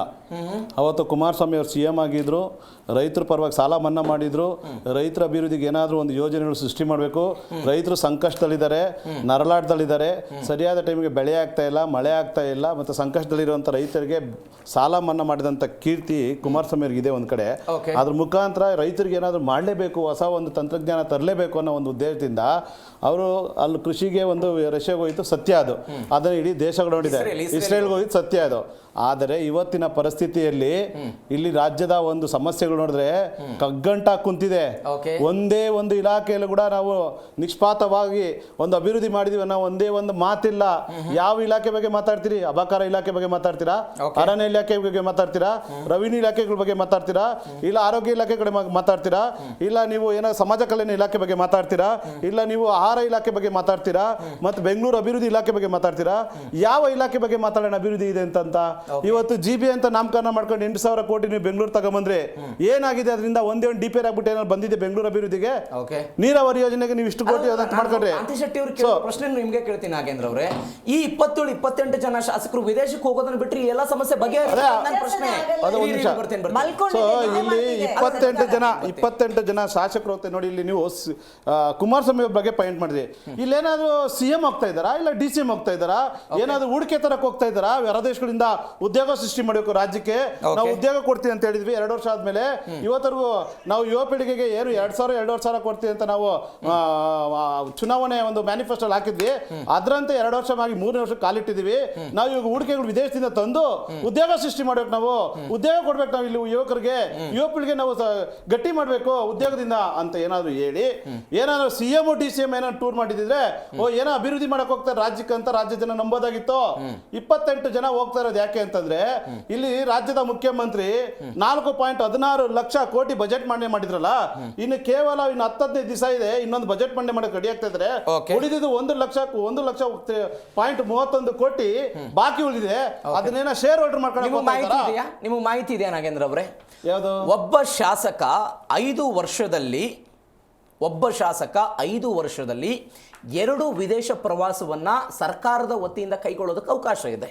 ನಾವು ಹೋಗ್ತೀವಿ ಅಂತಾರ ಅವರು. ಅಲ್ಲ ಸರಿ, 2 ಬಾರಿ ಅವಕಾಶ ಇದೆ. ಮೊದಲ ಬಾರಿ ಹೊರಟಿದೆ ಪಾಟೀಲ್. ಇವತ್ತು ಏನಾದ್ರೂ ಶಾಸಕರು ಏನಾದ್ರೂ ಒಂದೇ ಒಂದು ಶಾಸಕರು ತಮ್ಮ ಕ್ಷೇತ್ರದಲ್ಲಿ ಅಭಿವೃದ್ಧಿ ಮಾಡಿದ್ದೇನಾದ್ರು ತಮ್ಮ ಮಾಧ್ಯಮ ಮುಖಾಂತರ 28 ಜನ ಶಾಸಕರು ಕ್ಷೇತ್ರಕ್ಕೆ ಹೋಗಿ ಬಂದ್ಬಿಡಿ. ನೀವು ಅಧ್ಯಯನ ಮಾಡ್ತಾರೆ. ಒಂದು ನಿಮಿಷ ಅದನ್ನ ಹೇಳ್ತಾ ನಿಮ್ಗೆ. ನೀವು 28 ಶಾಸಕರ ಕ್ಷೇತ್ರಕ್ಕೆ ಹೋಗ್ಬಿಟ್ಟು ಅಲ್ಲಿರೋ ಅಂತ ಒಂದು ಮತದಾರರನ್ನ ಏನಪ್ಪಾ ನಿಮ್ಮ ಕ್ಷೇತ್ರದಲ್ಲಿ ಅಭಿವೃದ್ಧಿಗಳು ಏನಾಗಿದ್ದಾವೆ, ಮೂಲ ಸೌಕರ್ಯಗಳು ಏನಾಗಿದ್ದಾವೆ, ಚರಂಡಿಗಳು ಎಷ್ಟಾಗಿದ್ದಾವೆ, ಮತ್ತೆ ಸ್ಕೂಲ್ಗಳು ಎಷ್ಟಾಗಿದ್ದಾವೆ, ಆಸ್ಪತ್ರೆಗಳು ಎಷ್ಟಾಗಿದ್ದಾವೆ, ಸ್ಕಾಲರ್ಶಿಪ್ ಎಷ್ಟು ಕೊಟ್ಟಿದ್ದಾರೆ, ಬಿಸಿ ಊಟ ಎಷ್ಟು ಕೊಟ್ಟಿದ್ದಾರೆ, ಆಸಕರ ಸಂಬಳ ಬಂದಿದ್ಯಾ, ಮತ್ತೆ ಅಲ್ಲಿರೋಂತ ಒಂದು ಪಿಂಚಣಿಗಳು ಕೊಟ್ಟಿದ್ದಾರ, ಮತ್ತೆ ಅಲ್ಲಿರೋಂತ ಗುತ್ತಿಗೆ ಸಂಬಳ ಬಂದಿದ್ಯಾ ಅಂತ ಯಾವ್ದು ಸಮಸ್ಯೆ ಇಲ್ಲ ಕ್ಷೇತ್ರದಲ್ಲಿ. ಕ್ಷೇತ್ರ ಸಂಪೂರ್ಣ ಅಭಿವೃದ್ಧಿ ಆಗಿದೆ. ಸಮಸ್ಯೆ ಕ್ಷೇತ್ರದ ಶಾಸಕರು ಟೂರ್ಗೆ ಹೋಗ್ತಾ ಇದ್ದಾರೆ ಅಂದ್ರೆ ಇಡೀ ರಾಜ್ಯ ಚಪ್ಪಲಿ ಹೊಡೆಯನ್ನ ಕೈ ತಟ್ಟಣ. ಯಾಕಂದ್ರೆ ಅಷ್ಟೊಂದು ಸಮೃದ್ಧಿಯಾದ ಅಭಿವೃದ್ಧಿ ಮಾಡಿದ್ದಾರೆ. ಈಗ ರಿಲ್ಯಾಕ್ಸ್ ಬಿಡ್ ಹೋಗ್ಬೇಕು ಅವರು, ರಿಲ್ಯಾಕ್ಸ್ ಬಿಡ್ ಅಲ್ಲಿ ಇರ್ಲಿ ಅಂತ. ಇವತ್ತು ಬೆಳೆ ಏರಿಕೆ ಮಾಡಿ ಜನನ ಬೆಂಕಿಗೆ ತೆಗೆದಿದ್ದೀರಿ. ಇವತ್ತು ಮೆಟ್ರೋ ರೇಟ್ ಜಾಸ್ತಿ ಮಾಡೋದು ನೀವು, ಅದನ್ನ ವಿರೋಧ ಪಕ್ಷದವರು ಮತ್ತೆ ಮಾಧ್ಯಮ ಕೂಗಾಡ್ದಾಗ ಅದ್ರ ರೇಟ್ ನ ನೀವು ತಡೆ ಹಿಡಿಯೋದು ನೀವು. ಇವತ್ತು ನೀವು ನೀರು ಕೊಡ್ತೀರಿ ಅಂತೇಳಿ ವಿಧಾನಸೌಧ ಮುಂದೆ ಹಳೆ ಲಾರಿ ತಂದು ಪೇಂಟಿಂಗ್ ಮಾಡಿ ನೀವು BWS ಲಾರಿ ತಂದು ಪೇಂಟ್ ಮಾಡಿ ಲೂಟಿ ಹೊಡಿತೀರಾ. 2006ರಲ್ಲಿ ಕಾಂಗ್ರೆಸ್ JDS ಮೈತ್ರಿ ಸರ್ಕಾರ ಇದ್ದಾಗ ಧರ್ಮ್ ಸಿಂಗ್ ಅವರು ರಾಜ್ಯದ ಮುಖ್ಯಮಂತ್ರಿ ಆಗಿದ್ರು. ಅವತ್ತು ಕುಮಾರಸ್ವಾಮಿ ಅವರ ನೇತೃತ್ವದಲ್ಲಿ ಕೆಲವೊಂದಿಷ್ಟು ಜನ ಹೋಗಿ ರೆಸಾರ್ಟ್ ಅಲ್ಲಿ ಕೂತಿದ್ರಲ್ಲ, ಅವತ್ತು ಆ ಶಾಸಕರ ಕ್ಷೇತ್ರ ಸಂಪೂರ್ಣವಾಗಿ ಅಭಿವೃದ್ಧಿ ಹೊಂದ್ಬಿಟ್ಟಿತ್ತ ನೋಡಿ. ಅವತ್ತು ಮೈತ್ರಿ ಸರ್ಕಾರವಿದ್ವು. ಅದೇ ಸರ್ ನಾನು ಹೇಳ್ತಾ ಇರೋದು. ಈ ಸಮಸ್ಯೆ ಇದ್ದೇ ಇರುತ್ತೆ. ಯಾವುದೇ ದೇಶದಲ್ಲಾಗ್ಲಿ ಎಲ್ಲಿ ಮೈತ್ರಿ ಸರ್ಕಾರ ಇರುತ್ತೋ ಅಲ್ಲಿ ಸ್ವಲ್ಪ ಸಮಸ್ಯೆಗಳು ಉದ್ಭವ ಇರುತ್ತೆ. ಅದಕ್ಕೆ ಇವತ್ತು 7 ಕೋಟಿ ಜನ ಪ್ರತಿ ಸಲ ಮೈತ್ರಿ ಸರ್ಕಾರ ಕೊಟ್ಟಂತ ಕರ್ನಾಟಕ ರಾಜ್ಯಕ್ಕೆ ಈ ಸತಿ ಸಿದ್ದರಾಮಯ್ಯ ಮೇಲೆ ಭರವಸೆ ಇಟ್ಟು ಇವತ್ತು 140 ಜನ ಮ್ಯಾಂಡೇಟ್ ಕೊಟ್ಟರು. 136 ಪ್ಲಸ್ ಅಡಿಷನಲ್ ಒಂದು 4 ಸೀಟ್ ಕೊಟ್ಟರು. ಯಾಕೆ ಕೊಟ್ಟರು ಅಂದ್ರೆ ಪರಿಪೂರ್ಣವಾಗಿ ರಾಜ್ಯ ಅಭಿವೃದ್ಧಿ ಮಾಡುವಂತ ಶಕ್ತಿ ಏಕಪಕ್ಷಕ್ಕೆ ಇರುತ್ತೆ ಅಂತೇಳಿ. ಪ್ರಾದೇಶಿಕ ಪಕ್ಷನೂ ಕೂಡ ಕೈ ಹಿಡಿದಿಲ್ಲ, ಮತ್ತೆ ರಾಷ್ಟ್ರೀಯ ಪಕ್ಷ ಬಿಜೆಪಿನೂ ಕೈ ಹಿಡಿದಿಲ್ಲ. ಹಂಗಂತ ಹೇಳಿ ಸಿದ್ದರಾಮಯ್ಯ ಪಕ್ಷ ಕಾಂಗ್ರೆಸ್ ಪಕ್ಷ ಕೈ ಹಿಡಿದ್ರು. ಯಾಕೆ ಹಿಡಿದ್ರು? ಅಭಿವೃದ್ಧಿ ಮಾಡ್ತಾರೆ, ಜನಪರ ಇರ್ತಾರೆ, ಬೆಲೆ ಏರಿಕೆ ಮಾಡಲ್ಲ. ಇವರು ಬೆಲೆ ಏರಿಕೆ ಮಾಡಲ್ಲ ಅಂತಾನೆ ಒಂದು ಇವ್ರದೊಂದು ಅಜೆಂಡಾ ಇತ್ತು. ಬೆಂಗಳೂರಿಂದ ಬಳ್ಳಾರಿಗೆ ಹೋದ್ರು ರೆಡ್ಡಿ ಬ್ರದರ್ಸ್ ವಿರುದ್ಧ. ಏಕೆ ಬೆಲೆ ಏರಿಕೆ ಮಾಡೋಂತ ಒಂದು ಕಾನ್ಸೆಪ್ಟ್ ಇಟ್ಕೊಂಡು ಬೆಲೆ ಏರಿಕೆ ಮಾಡಲ್ಲ ಅಂತ ಹೇಳಿ ಇವತ್ತು ಯಾವ್ದನ್ನ ಬಿಟ್ಟಿದ್ರೆ ನೀವು? ಇವತ್ತು ಒಂದು ಸ್ಟಾಂಪ್ ಪೇಪರ್ ತಗೊಳ್ಳಿ, ಒಂದು ಯಾವ್ದು ಕಾಗದ ಪತ್ರಗಳು ತಗೊಳ್ಳಿ, ಏನೇ ಒಂದು ತಗೊಂಡ್ರು ಕೂಡ ಇವತ್ತು ದಿನನಿತ್ಯ ಬಳಸೋ ಪದಾರ್ಥಗಳಾಗಿರ್ಬೋದು ಯಾವ್ದು ಬಿಟ್ಟಿಲ್ಲ. ಅಲ್ಲ ನಾಗೇಂದ್ರ ಅವರು ಬೇಸಿಕ್ ಆಗಿ ಹೇಳ್ತಾ ಇರೋದು ಸರ್ಕಾರ ದುಡ್ಡಿಂದ ಹೋಗ್ತಾನೆ ಇಲ್ಲ, ಅವ್ರು ಪ್ರೈವೇಟ್ ಅಮೌಂಟ್ ಇಂದ ಹೋಗ್ತಿದ್ದಾರೆ. ಸರ್ಕಾರ ಬಂದ 3 ವರ್ಷ ಆಗಿದೆ. ಸರ್ಕಾರದಲ್ಲಿ CM ಅವರು 85,000 ಕೋಟಿ 2023-24 ಒಂದ್ಸತಿ ಸಾಲ ತಗೊಂಡಿದ್ದಾರೆ. ಅದೇ ರೀತಿ 2024-25ರಲ್ಲಿ 1,05,000 ಕೋಟಿ ಸಾಲ ತಗೊಂಡಿದ್ದಾರೆ. ಅದೇ ರೀತಿ 25-26ರಲ್ಲಿ 1,16 ಕೋಟಿ ಸಾಲ ತಗೊಂಡಿದ್ದಾರೆ. ಇಷ್ಟು ಗಾತ್ರದ ಬಜೆಟ್ ಈ ಸತಿ ಮೊನ್ನೆ ಮಾಡಿದ 25-26ಕ್ಕೆ ಬಜೆಟ್ ಗಾತ್ರ ಬಜೆಟ್ ಮೊನ್ನೆ ಮಾಡಿದ್ದಾರೆ. 4,16 ಕೋಟಿ ಇವರು 4,16,000 ಕೋಟಿ ಇವರು ಬಜೆಟ್ ಮೊನ್ನೆ ಮಾಡಿದ್ರು. ಇವತ್ತು ಇನ್ನ ಬಜೆಟ್ ಮಾಡಕ್ಕೆ ಇನ್ನು 10 ದಿವಸ ಇದೆ. ಇನ್ನು 1,30,000 ಕೋಟಿ ಬಾಕಿ ಇದೆ. ಏನ್ ಮಾಡ್ತಾ ಇದ್ರೆ ಟೂರ್ ಮಾಡಕ್ಕೋಸ್ಕರ ಇಟ್ಕೊಂಡಿದ್ದೀರಾ? ಜನಾಭಿವೃದ್ಧಿ ಮಾಡಕ್ ಕೊಡ್ಲಿಲ್ಲಲ್ಲ. ಯಾವ ಇಲಾಖೆಗಳು ಇವತ್ತು ಅಭಿವೃದ್ಧಿ ಇಲ್ಲ, ಭ್ರಷ್ಟಾಚಾರದಲ್ಲಿ ಕೈ ತೊಡಿದೀವಿ, ನೀವು ತುಂಬೋಗಿದೆಯಲ್ಲ. ನೀವು ಈ ಫಾರಿನ್ ಟೂರ್ ಮಾಡ್ತಾ ಇರೋದು, ನೀವು ಉಳಿಸ್ಕೊಂಡಂತ ಬಾಕಿ ಉಳಿಸ್ಕೊಂಡಿದ್ರಲ್ಲ, ನೀವು ಬಜೆಟ್ ಮಂಡನೆ ಮಾಡಿ ಅದನ್ನ ಶೇರ್ ಮಾಡ್ಕೊಂಡು ಹೋಗ್ತಾ ಇದ್ರಾ? ಇಲ್ಲ ನೀವು ಆ ದೇಶದಲ್ಲಿ ಹೂಡಿಕೆ ಮಾಡಕ್ ಹೋಗ್ತಾ ಇದ್ರಾ? ಇವತ್ತು ಅಭಿವೃದ್ಧಿಗಳು ರಾಜ್ಯದಲ್ಲಿ ಇಲ್ಲ, ಕ್ಷೇತ್ರದಲ್ಲಿ ಇಲ್ಲ. ಹಾಗಂತ ಅದಕ್ಕೆ ಟೂರ್ ಹೊಡಿತಾ ಇದ್ರೆ ನೀವು ಟೂರ್ ಹೊಡಿತಾ ಇದ್ರೆ ನಮ್ಮ ಮೇಲೆ ನಿಮ್ಗೆ ಅನುಮಾನ ಬರ್ತಾ ಇದೆ. ಇವತ್ತು ಕ್ಷೇತ್ರದಲ್ಲಿ ಅಭಿವೃದ್ಧಿ ಇಲ್ಲ, ಸಮಸ್ಯೆಗಳು, ಜ್ವಲಂತ ಸಮಸ್ಯೆಗಳು, ಯಾವುದೇ ಅಭಿವೃದ್ಧಿ ಇಲ್ಲದಂತ ಸರ್ಕಾರ ಇವತ್ತು ಟೂರ್ ಹೊಡೆಕ್ ದುಡ್ಡೆಲ್ಲಿಂದ ಬರ್ತದೆ? ಇವತ್ತು 50 ಲಕ್ಷ ಕೊಡಕ್ಕಾಗದ ಸರ್ಕಾರ ಅಭಿವೃದ್ಧಿ ಮಾಡಕ್ಕೆ ಇವತ್ತು ಜೆಡಿಎಸ್ ಶಾಸಕರು ಇರ್ಬೋದು, ಬಿಜೆಪಿ ಶಾಸಕರು ಇರ್ಬೋದು, ಕೋರ್ಟ್ ಮೆಟ್ಲೇಡಿ ಅಪೀಲ್ ಹಾಕಂತ ಇದ್ರೆ ಸದನದಲ್ಲಿ ಹೇಳಿದ್ರಲ್ಲ, ಸ್ವಾಮಿ ಅಭಿವೃದ್ಧಿ ಮಾಡಕ್ಕೆ ನಮ್ಮ ಕ್ಷೇತ್ರಕ್ಕೆ 50 ಕೋಟಿ ಕೊಡ್ತೀವಿ ಅಂತ, ದಯಮಾಡಿ ಕೊಡಿ, ಕ್ಷೇತ್ರಕ್ಕೆ ಮೂಲ ಸೌಕರ್ಯ ಕೊಡೋಣ, ಸ್ಕೂಲ್ ಕೊಡೋಣ, ಹಾಸ್ಟೆಲ್ ಕೊಡೋಣ, ಶಾಸಕರಿಗೆ ಸಂಬಳ ಕೊಡೋಣ, ಯಾವತ್ತು ಮೂಲ ಸೌಕರ್ಯಗಳು ಕೊಡೋಣ ಅನ್ನೋ ಒಂಥರ ಕೂಗುನ ರಾಜ್ಯದ ಶಾಸಕರಲ್ಲಿ ಇದ್ದಿದೆ. ಆದ್ರೆ ಇದು ಕಿಂಚಿತ್ ಕರುಣೆ ಇಲ್ಲಂತ ಸರ್ಕಾರ, ಬಂಡತನದ ಸರ್ಕಾರ, ಇವರು ಒಂದು ಭ್ರಷ್ಟಾಚಾರದಲ್ಲಿ ತೊಡಗಿದ್ದಾರೆ. ಅಬಕಾರಿ ಇಲಾಖೆಯಲ್ಲಿ ಸಾಕ್ಷಿ ಸಮೇತ ಸಿಕ್ಕಾಕಿದ್ರೆ ಅದನ್ನೇನಾದ್ರೂ ಸರ್ಕಾರ ನೈತಿಕತೆ ಹೊತ್ತು FSI ರಿಪೋರ್ಟ್ ಮಾಡಿ ಪ್ರೂವ್ ಮಾಡಿ ಇಲ್ಲ ಅಂತ ಬಂದಿದೆ ರಿಪೋರ್ಟ್. ಕೂಡಲೇ ಇವ್ರು ಏನ್ ಮಾಡಿದ್ರು? ರಕ್ಷಣೆ ಕೊಟ್ರು. ಯಾಕೆ ಭ್ರಷ್ಟಾಚಾರ ರಕ್ಷಣೆ ಕೊಟ್ರು? ದರ್ಶನ್ ಅವರೇ, ನಾಗೇಂದ್ರ ಅವರು ಒಂದು ಪಾಯಿಂಟ್ ರೈಸ್ ಮಾಡಿದರು. ಸಿದ್ದರಾಮಯ್ಯನವರು DK ಶಿವಕುಮಾರ್ ಫಾರಿನ್ಗೆ ಹೋಗಿ ಏನೋ ಇನ್ವೆಸ್ಟ್ಮೆಂಟ್ ತರ್ತಂಬರ್ತಾರೆ, ಅದರಿಂದ ರಾಜ್ಯ ಅಭಿವೃದ್ಧಿ ಆಗುತ್ತೆ, ಒಪ್ಕೋಬೋದು ಅನ್ನುವಂಥ ಮಾತು. ಇತ್ತೀಚೆಗೆ ದಾವೋಸ್ನಲ್ಲಿ ಒಂದು ಆರ್ಥಿಕ ಶೃಂಗಸಭೆ ನಡೀತು ಸರ್. ಅದಕ್ಕೆ ಕರ್ನಾಟಕದಿಂದ DK ಶಿವಕುಮಾರ್, ಬೃಹತ್ ಮತ್ತು ಮಧ್ಯಮ ಕೈಗಾರಿಕಾ ಇಲಾಖೆಯ ಸಚಿವರಾಗಿರುವಂಥ MB ಪಾಟೀಲ್ರು ಅದಕ್ಕೆ ಹೋಗಿದ್ರು. ಅವತ್ತು ಯಾರೂ ಪ್ರಶ್ನೆ ಮಾಡಲಿಲ್ಲ, ಯಾಕೆ ಇವರು ವಿದೇಶಕ್ಕೆ ಹೋಗಿದ್ರು, ಏನಾಯಿತು, ಯಾರು ಪ್ರಶ್ನೆ ಮಾಡಲಿಲ್ಲ. ಅಲ್ಲಲ್ಲ, ಹೋಗಿದ್ರು ಪ್ಲೀಸ್ ಇರಿ. ಕೇಳಿ ಪ್ರಶ್ನೆ. ಉಭಯ ನಾಯಕರು ಹೋದಾಗ ಯಾಕೆ ವಿದೇಶಕ್ಕೆ ಹೋದ್ರು ಅಂತ ಯಾವ ಪಕ್ಷದ ನಾಯಕರು, ಯಾವುದೇ ಸಾರ್ವಜನಿಕರು ಅದರ ಬಗ್ಗೆ ಮಾತನಾಡಿರಲಿಲ್ಲ ದರ್ಶನ್ ಅವರೇ. ಆದರೆ ಇವತ್ತು ಶಾಸಕರುಗಳೇನು ಫಾರಿನ್ ಟ್ರಿಪ್ಪಿಗೆ ಹೋಗ್ತಿದ್ದಾರೆ, ಅದರಲ್ಲಿರುವಂಥ ಹೆಸರುಗಳನ್ನು ನೋಡಿದರೆ ಅವ್ರು ಯಾರು ಸಪೋರ್ಟ್ ಆಗಿದ್ದಾರೆ, ಯಾವ ಕಾರಣಕ್ಕಾಗಿ ಹೋಗ್ತಿದ್ದಾರೆ ಅನ್ನೋದು ಮೇಲ್ನೋಟಕ್ಕೆ ಗೊತ್ತಾಗ್ಬಿಡುತ್ತೆ. ಇದ್ರ ಬಗ್ಗೆ ನೀವು DK ಶಿವಕುಮಾರ್ಗೆ ಹೋಗಿ ಪ್ರಶ್ನೆ ಕೇಳಿದರೆ DK ಶಿವಕುಮಾರ್ ಹೇಳ್ತಾರೆ, ಕಳಿಸ್ತಾ ಇರುವವರು ಉಂಟು, ಹೋಗ್ತಾ ಇರೋರು ಉಂಟು ಅಂತಾರವರು. ಚನ್ನಗಿರಿಯ ಶಾಸಕ ಶಿವಗಂಗಾ ಬಸವರಾಜ್ ಹೇಳ್ತಾ ಇದ್ದಾರೆ, ಈ ಸಂದರ್ಭದಲ್ಲಿ ವಿದೇಶದ ಪ್ರವಾಸದ ಅವಶ್ಯಕತೆ ಏನಿತ್ತು ಅಂತ ನಿಮ್ಮದೇ ಪಕ್ಷದ ಶಾಸಕರುಗಳು ಮಾತನಾಡ್ತಾ ಇರೋದು. ಸರ್, ಇವಾಗ ನೀವು ದಾವೋಸ್ ಬಗ್ಗೆ ಕೇಳಿ. ಹೌದು, ದಾವೋಸ್ಗೆ ಹೋದಾಗ ನಮ್ಮ ಕರ್ನಾಟಕಕ್ಕೆ ಹಲವಾರು ಇನ್ವೆಸ್ಟರ್ಸ್ ಬರ್ತಾರೆ ಅನ್ನುವಂಥ ಸಿಹಿ ಸುದ್ದಿಯೊಂದಿಗೆ ಮಾನ್ಯ DK ಶಿವಕುಮಾರ್ ಸಾಹೇಬರು, ಮಾನ್ಯ MB ಪಾಟೀಲ್ ಸಾಹೇಬರು ಯಶಸ್ವಿಯಾಗಿ ಆ ಒಂದು ಶೃಂಗಸಭೆಯಲ್ಲಿ ಭಾಗವಹಿಸಿ ಬಂದಿದ್ದಾರೆ ಸರ್. ಅದು ಒಂದು ಸರ್ಕಾರಿ ಪ್ರಾಯೋಜಿತ ಕಾರ್ಯಕ್ರಮ. ಸರ್ಕಾರದಿಂದನೇ ನಾವು ಹೋಗುವಂಥದ್ದು. ಸೊ ಹಿಂದೆನೂ ಹೋಗಿದ್ದಾರೆ ಸರ್. ಮತ್ತೆ ಇವಾಗ ಕೆಲವರು ವಿಚಾರ ಹೆಸರನ್ನು ಹೇಳಿ ನೀವು ಹೇಳಿದ್ರಿ, ಯಾಕೆ ಹೋಗ್ತಾ ಇದ್ದಾರೆ, ಮತ್ತೆ ಇನ್ನೊಂದು ಅವರ ವೈಯಕ್ತಿಕ ಅಭಿಪ್ರಾಯ ಹೇಳೋದಕ್ಕೆ ಎಲ್ಲರಿಗೂ ಅವಕಾಶ ಇದೆ ಸರ್. ಕೆಲವರು ಹೋಗ್ ಬರ್ಲಿ ಅಂತಾರೆ, ಕೆಲವರು ಯಾಕೆ ಹೋಗ್ತಿದ್ದೀರಾ ಅಂತಾರೆ. ಯಾಕೆ ಹೋಗ್ಬೇಕು? ಇದನ್ನೇ ರಾಜಕಾರಣದಲ್ಲಿ ಭಿನ್ನಮತೀಯ ಗುಂಪುಗಳ ಚಟುವಟಿಕೆ ಅಂತ ಕರೆಯೋದು ದರ್ಶನ್ ಅವರೇ. ನೋಡಿ, ಇದನ್ನೇ ಭಿನ್ನಾಭಿಪ್ರಾಯಗಳು ಅಂತ ಕರೆಯೋದು. ಇದನ್ನ ಅವರ ವೈಯಕ್ತಿಕ ಅಭಿಪ್ರಾಯದ ಮಾತು ಅಂತ ಹೇಳೋದು. ನಿಮಗೆ ಅದು ರಾಜಕೀಯವಾಗಿ ಕಾಣಬಹುದು, ಅದನ್ನ ನಾನು ಸ್ವಾಗತ ಮಾಡ್ತೀನಿ. ನನಗೆ ಅದು ವೈಯಕ್ತಿಕ ಭಾವನೆ ಕಾಣಿಸ್ತಾ ಇದೆ, ಅದನ್ನು ನೀವು ಸ್ವಾಗತ ಮಾಡಿ ಅಂತ ಹೇಳ್ತಾ ಸರ್. ಈಗ ವಿದೇಶ ಪ್ರವಾಸದ ಬಗ್ಗೆ ಮಾತಾಡಿದ್ರು ಸರ್. ಸೊ ಅದೇನೋ ಆಗುತ್ತೆ. ಮತ್ತಿನ್ನೊಂದು ಮಾನ್ಯ ಶ್ರೀ ಕುಮಾರಸ್ವಾಮಿ ಅವರು ಸರ್ ಜಾಗ್ವಾರ್ ಸಿನಿಮಾ ಶೂಟಿಂಗ್ ಅಲ್ಲಿ ಎಷ್ಟು ತಿಂಗಳು ಫಾರಿನ್ ಅಲ್ಲಿ ಹೋಗಿದ್ರು. ಅದು ಸ್ವಿಟ್ಜರ್ಲ್ಯಾಂಡ್ ಅಂತ ಅನ್ಕೊಳ್ತೀನಿ ಸರ್. ನಾನು ಆ ಫೋಟೋಸ್ ಎಲ್ಲ ನೋಡಿದ್ದೀನಿ, ಆ ಸಿನಿಮಾನು ನೋಡಿರೋದ್ರಿಂದ, ನಾನೊಬ್ಬ ಕಲಾಭಿಮಾನಿ ಆಗಿರೋದ್ರಿಂದ ಮಾನ್ಯ ಕುಮಾರಸ್ವಾಮಿ ಅವರು ಮಗನ್ ಸಿನಿಮಾ ಅಂತೇಳಿ ಹೋಗಿದ್ರಲ್ವಾ ಸರ್. ಇಲ್ಲಿ ಸರ್ಕಾರ ಬೀಳುವಾಗ ಸರ್ ಆ ಸನ್ನಿವೇಶ ಏನೇ ಇರಲಿ, ಅದೀಗೇನು ಪ್ರಸ್ತುತ ಸರ್ಕಾರ ಮೈತ್ರಿಯಲ್ಲಿ ಕಿರ್ಚಿದ್ರೆ ಯಾರು ಅಮೆರಿಕ ಚುನಾವಣಾ ಅಮೆರಿಕ ಪ್ರವಾಸದಲ್ಲಿ ಮಾನ್ಯ ಶ್ರೀ ಕುಮಾರಸ್ವಾಮಿ ಅವರು ಇದ್ರು ಸರ್. ನಾನ್ ಮೊನ್ನೆ ಫೋಟೋ ನೋಡಿದೆ ಸರ್. ಯತ್ನಾಳ್ ಅವ್ರದ್ದು, ಪ್ರತಾಪ್ ಸಿಂಹ ಒಂದ್ಸರಿ, ಯತ್ನಾಳ್ ಅವ್ರೊಂದ್ಸರಿ, ವಿಶ್ವನಾಥ್ ಅವ್ರೊಂದ್ಸರಿ ಹಬೀಬಿ ಅಂತ. ಇಲ್ಲಿ ನೋಡ್ರೆ ಮುಸ್ಲಿಮ್ರಿಗೆಲ್ಲ ಬೈತಾರೆ, ಅಲ್ಲಿ ನೋಡ್ರೆ ಸೌದಿ ಅರೇಬಿಯಾ ಪ್ರವಾಸಕ್ಕೆ ಹೋಗಿ ಏನು ಹಬೀಬಿ ಅಂತಿದ್ರು. ದರ್ಶನ್ ಅವರೇ ಪ್ಲೀಸ್ ಇರಿ. ನಾನು ಯಾವುದೇ ರಾಜಕಾರಣಿಗಳು ಪ್ರವಾಸಕ್ಕೆ ಹೋಗುವವರ ವಿರುದ್ಧವಾಗಿ ಮಾತನಾಡ್ತಾ ಇಲ್ಲ. ಸಂದರ್ಭ ಮತ್ತು ಪರಿಸ್ಥಿತಿಗಳು ಹೇಗಿದೆ, ಕಾಂಗ್ರೆಸ್ ನಲ್ಲಿ ಅವರು ಹೋಗ್ತಾ ಇರೋದಕ್ಕೆ ಭಿನ್ನಾಭಿಪ್ರಾಯ ಯಾಕಿದೆ ಅಂತ ನಾ ಪ್ರಶ್ನೆ ಮಾಡ್ತಿರೋದು. ಈಗ ಯತ್ನಾಳ್ ಯಾಕೆ ಹೋದ್ರು, ಪ್ರತಾಪ್ ಸಿಂಹ ಯಾಕೆ ಹೋದ್ರು, ಕುಮಾರಸ್ವಾಮಿ ಯಾಕೆ ಹೋದ್ರು ಅಂತ JDS ನವರು ಯಾಕೆ ಪ್ರಶ್ನೆ ಮಾಡ್ತಾ ಇಲ್ಲ ಸರ್? ಯಾಕೆ ಪ್ರಶ್ನೆ ಮಾಡ್ತಾ ಇಲ್ಲ? ನಿಮ್ಮ ಕಾಂಗ್ರೆಸ್ ನಲ್ಲಿ ಯಾಕೆ ಪ್ರಶ್ನೆ ಮಾಡ್ತಾರೆ ಹಾಗಾದ್ರೆ? ಸರ್, ಎಲ್ಲ ನೀವು ಮೈಕ್ ಹಿಡಿದಾಗ ಅವ್ರ ಅಭಿಪ್ರಾಯ ಕೇಳಿದಾಗ ಅವರ ಅಭಿಪ್ರಾಯ ಸರ್, ನಾನು ಪ್ರಾಕ್ಟಿಕಲಿ ಮಾತಾಡುವಂತ ವ್ಯಕ್ತಿ ಸರ್. ಹಾಗೇನೆ ಇವತ್ತು ಅವ್ರದ್ದು ಇನ್ನ ಟಿಕೆಟ್ ಬಂದಿಲ್ಲ ಸರ್. ಯಾರ್ಯಾರು ಹೋಗ್ತಾರೆ ಆಮೇಲೆ ಅನೇಕ ವಿಚಾರ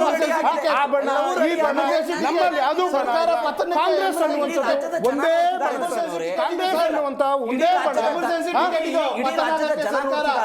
DK ಶಿವಕುಮಾರ್ ಒಬ್ಬರೇ ವಿದೇಶಕ್ಕೆ ಹೋಗಿ ಬಂದ್ರೆ ಯಾರು ಪ್ರಶ್ನೆ ಮಾಡ್ತಿರ್ಲಿಲ್ಲ. ಯಾಕೆ DK ಶಿವಕುಮಾರ್ ಸಿದ್ದರಾಮಯ್ಯನವರ ಬಣದ ಕೆಲ ಶಾಸಕರು ಬಣ ಅಂತ ಯಾಕೆ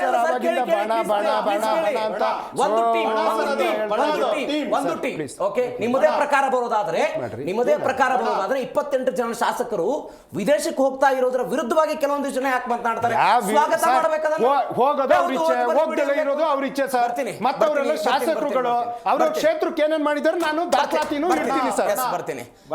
ಬಿಜೆಪಿಯವರು ಆರ್ಥಿಕವಾಗಿ ಜರ್ಜರಿತವಾಗಿರುವ ಇವತ್ತಿನ ಆರ್ಥಿಕ ವ್ಯವಸ್ಥೆಯಲ್ಲಿ ಕಾಂಗ್ರೆಸ್ ಶಾಸಕರು ಯಾಕೆ ವಿದೇಶಕ್ಕೆ ಹೋಗ್ತಿದ್ದಾರೆ ಅಂತ ಒಂದು ಕುತೂಹಲ ಇದೆ. ಯಾರ್ಯಾರು ಹೋಗ್ತಿದ್ದಾರೆ ವಿದೇಶ ಪ್ರವಾಸಕ್ಕೆ ಒಂದ್ಸರಿ ನೋಡ್ಬಿಡೋಣ. ಅದನ್ನ ಯಾರ್ಯಾರು ಹೋಗ್ತಾ ಇದ್ದಾರೆ ಅನ್ನೋದನ್ನ ನೋಡ್ತಾ ಹೋಗೋದಾದರೆ ಪ್ಲೀಸ್ ಅದಕ್ಕೆ ವೆಂಕಟೇಶ್ ಅವರು ಈಗ ಅವರು ಹೋಗ್ತಿಲ್ಲ ಅಂತೇನೋ ಕೊನೆ ಕ್ಷಣದಲ್ಲಿ ಕ್ಯಾನ್ಸಲ್ ಮಾಡಿದ್ದೀನಿ ಅಂತ ಹೇಳಿದ್ದಾರೆ. ಚಾಮರಾಜನಗರದ ಶಾಸಕ ಪುಟ್ಟರಂಗ ಶೆಟ್ಟಿ ಅವರ ನೇತೃತ್ವ ಇದೆ. ಚಿಕ್ಕಮಗಳೂರಿನ ಶಾಸಕ HD ತಮ್ಮಯ್ಯ, ಸಿಂಧನೂರಿನ ಶಾಸಕ ಹಂಪನಗೌಡ ಬಾದರ್ಲಿ, ದೇವೇಂದ್ರಪ್ಪನವರು ಇವರು ಶಾಸಕರು, ಇವರು ಕೂಡ ವಿದೇಶ ಪ್ರವಾಸಕ್ಕೆ ಹೋಗ್ತಾ ಇದ್ದಾರೆ. ಯಾರ್ಯಾರು ಹೋಗ್ತಾ ಇದ್ದೀರಿ ಮತ್ತು ಇವರು ಯಾರ ಹತ್ರ ಗುರುತಿಸ್ಕೊಂಡಿದ್ರು ಅನ್ನೋದು ಬಹಳ ಮುಖ್ಯ ಆಗುತ್ತೆ.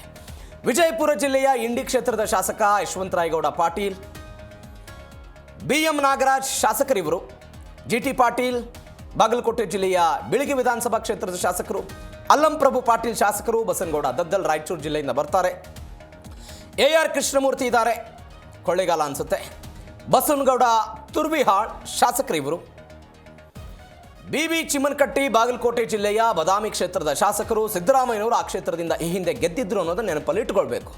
ಮಹಂತೇಶ್ ಕೌಜಲ್ಗಿ ಬೆಳಗಾವಿ ಜಿಲ್ಲೆಯಿಂದ ಬರ್ತಾರೆ, ರಾಘವೇಂದ್ರ ಹಿಟ್ನಾಳ್ ಕೊಪ್ಪಳ ಜಿಲ್ಲೆ, ವಸಂತ್ ಕುಮಾರ್ MLC ಇವರು ಮತ್ತು KPCCಯ ಕಾರ್ಯಾಧ್ಯಕ್ಷರು ಕೂಡ ಇದ್ದಾರೆ. ಮತ್ತೊಂದು ಕಡೆ ಶರಣಗೌಡ ಬಯ್ಯಾಪುರ್ ಇದ್ದಾರೆ MLC, ತಿಮ್ಮಯ್ಯ MLC ಇವರು ವಿಧಾನ ಪರಿಷತ್ನ ಸದಸ್ಯರು, ರಘುಮೂರ್ತಿ ಚಳ್ಳಕೆರೆಯಿಂದ. ಈ ಎಲ್ಲ ನಾಯಕರುಗಳು ವಿದೇಶ ಪ್ರವಾಸಕ್ಕೆ ಹೋಗ್ತಾ ಇದ್ದಾರೆ.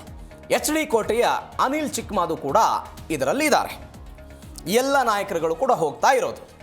ಎಸ್, ಇದೇ ವಿಚಾರದ ಬಗ್ಗೆ ಮಾತನಾಡ್ತಾ ಇದ್ದೀವಿ. ಬರ್ತೀನಿ ನಾಗೇಂದ್ರ ಅವರು. ಕಾಂತಿ ಶೆಟ್ಟಿ ಅವರೇ, R ಅಶೋಕು, ಅಶ್ವಥ್ ನಾರಾಯಣು, ಬೇರೆ ಬೇರೆ BJP ನಾಯಕರು ಕೆಲವೊಂದು ಹೇಳಿಕೆಗಳನ್ನು ಕೊಟ್ಟಿದ್ದಾರೆ. ರಾಜ್ಯದ ಆರ್ಥಿಕ ಸ್ಥಿತಿಗತಿಗಳು ಹೀಗಿದ್ದಾಗ ಏನು ಅಗತ್ಯತೆ ಇತ್ತು ಅಂತ ನಿಮಗೆ ನೆನಪಿದೆಯಾ? ಮೇಡಮ್? ಈ ಹಿಂದೆ ರಾಜ್ಯದ ಮುಖ್ಯಮಂತ್ರಿಯಾಗಿ ಜಗದೀಶ್ ಶೆಟ್ಟರ್ ಅವರು ಇದ್ದರು. ಅವರು ರಾಜ್ಯದ ಮುಖ್ಯಮಂತ್ರಿ ಆಗಿದ್ದಂತಹ ಸಂದರ್ಭದಲ್ಲಿ ವಿವಿಧ ತಂಡಗಳನ್ನು ಮಾಡಿ 100 ಜನ ಶಾಸಕರು ಫಾರಿನ್ಗೆ ಹೋಗಿದ್ರು ಮೇಡಮ್. 100 ಜನ ಶಾಸಕರು. ಆ 100ರ ಪೈಕಿ ಒಂದು ತಂಡ ಈಗಾಗಲೇ ಎಲ್ಲಿಗೆ ಹೋಗಿತ್ತು? ಫಾರಿನ್ಗೆ ಹೋಗಿತ್ತು. ಹೈಕೋರ್ಟ್ನಲ್ಲಿ ಇದರ ವಿರುದ್ಧ ಒಂದು FIL ಕೂಡ ಸಲ್ಲಿಕೆ ಆಗಿತ್ತು, ಸಾರ್ವಜನಿಕ ಹಿತಾಸಕ್ತಿ ಅರ್ಜಿ. ಯಡಿಯೂರಪ್ಪನವರು ಇದೊಂದು ರೀತಿಯಾದಂತಹ ಅವರೊಂದು ಪದ ಕೂಡ ಬಳಕೆ ಮಾಡಿದ್ರು. ಏನಂತ? ಮೋಜು ಮಸ್ತಿ ಅಂತ. ಮೋಜು ಮಸ್ತಿ ಅಂತ BSY ಯಡಿಯೂರಪ್ಪನವರು ಹೇಳಿದ್ದಂಥ ಮಾತದು.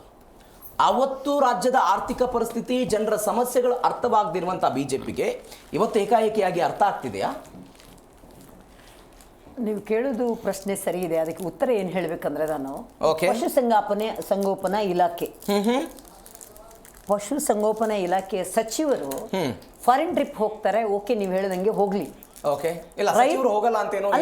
ಅವರು ಅದರಲ್ಲಿ ನೀವು ಫಸ್ಟ್ ಅವ್ರದೇ ಹೆಸರಿತ್ತು, ಅದಕ್ಕೋಸ್ಕರ ಹೇಳಿದೆ.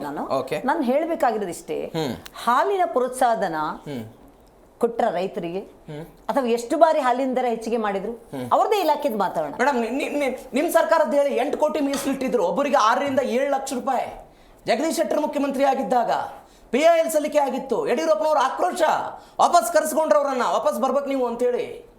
ನೋಡಿ ಜನ ಅವತ್ತು ಇರುವಂತಹ ಸಾರ್ವಜನಿಕ ಕಳಕಳಿ.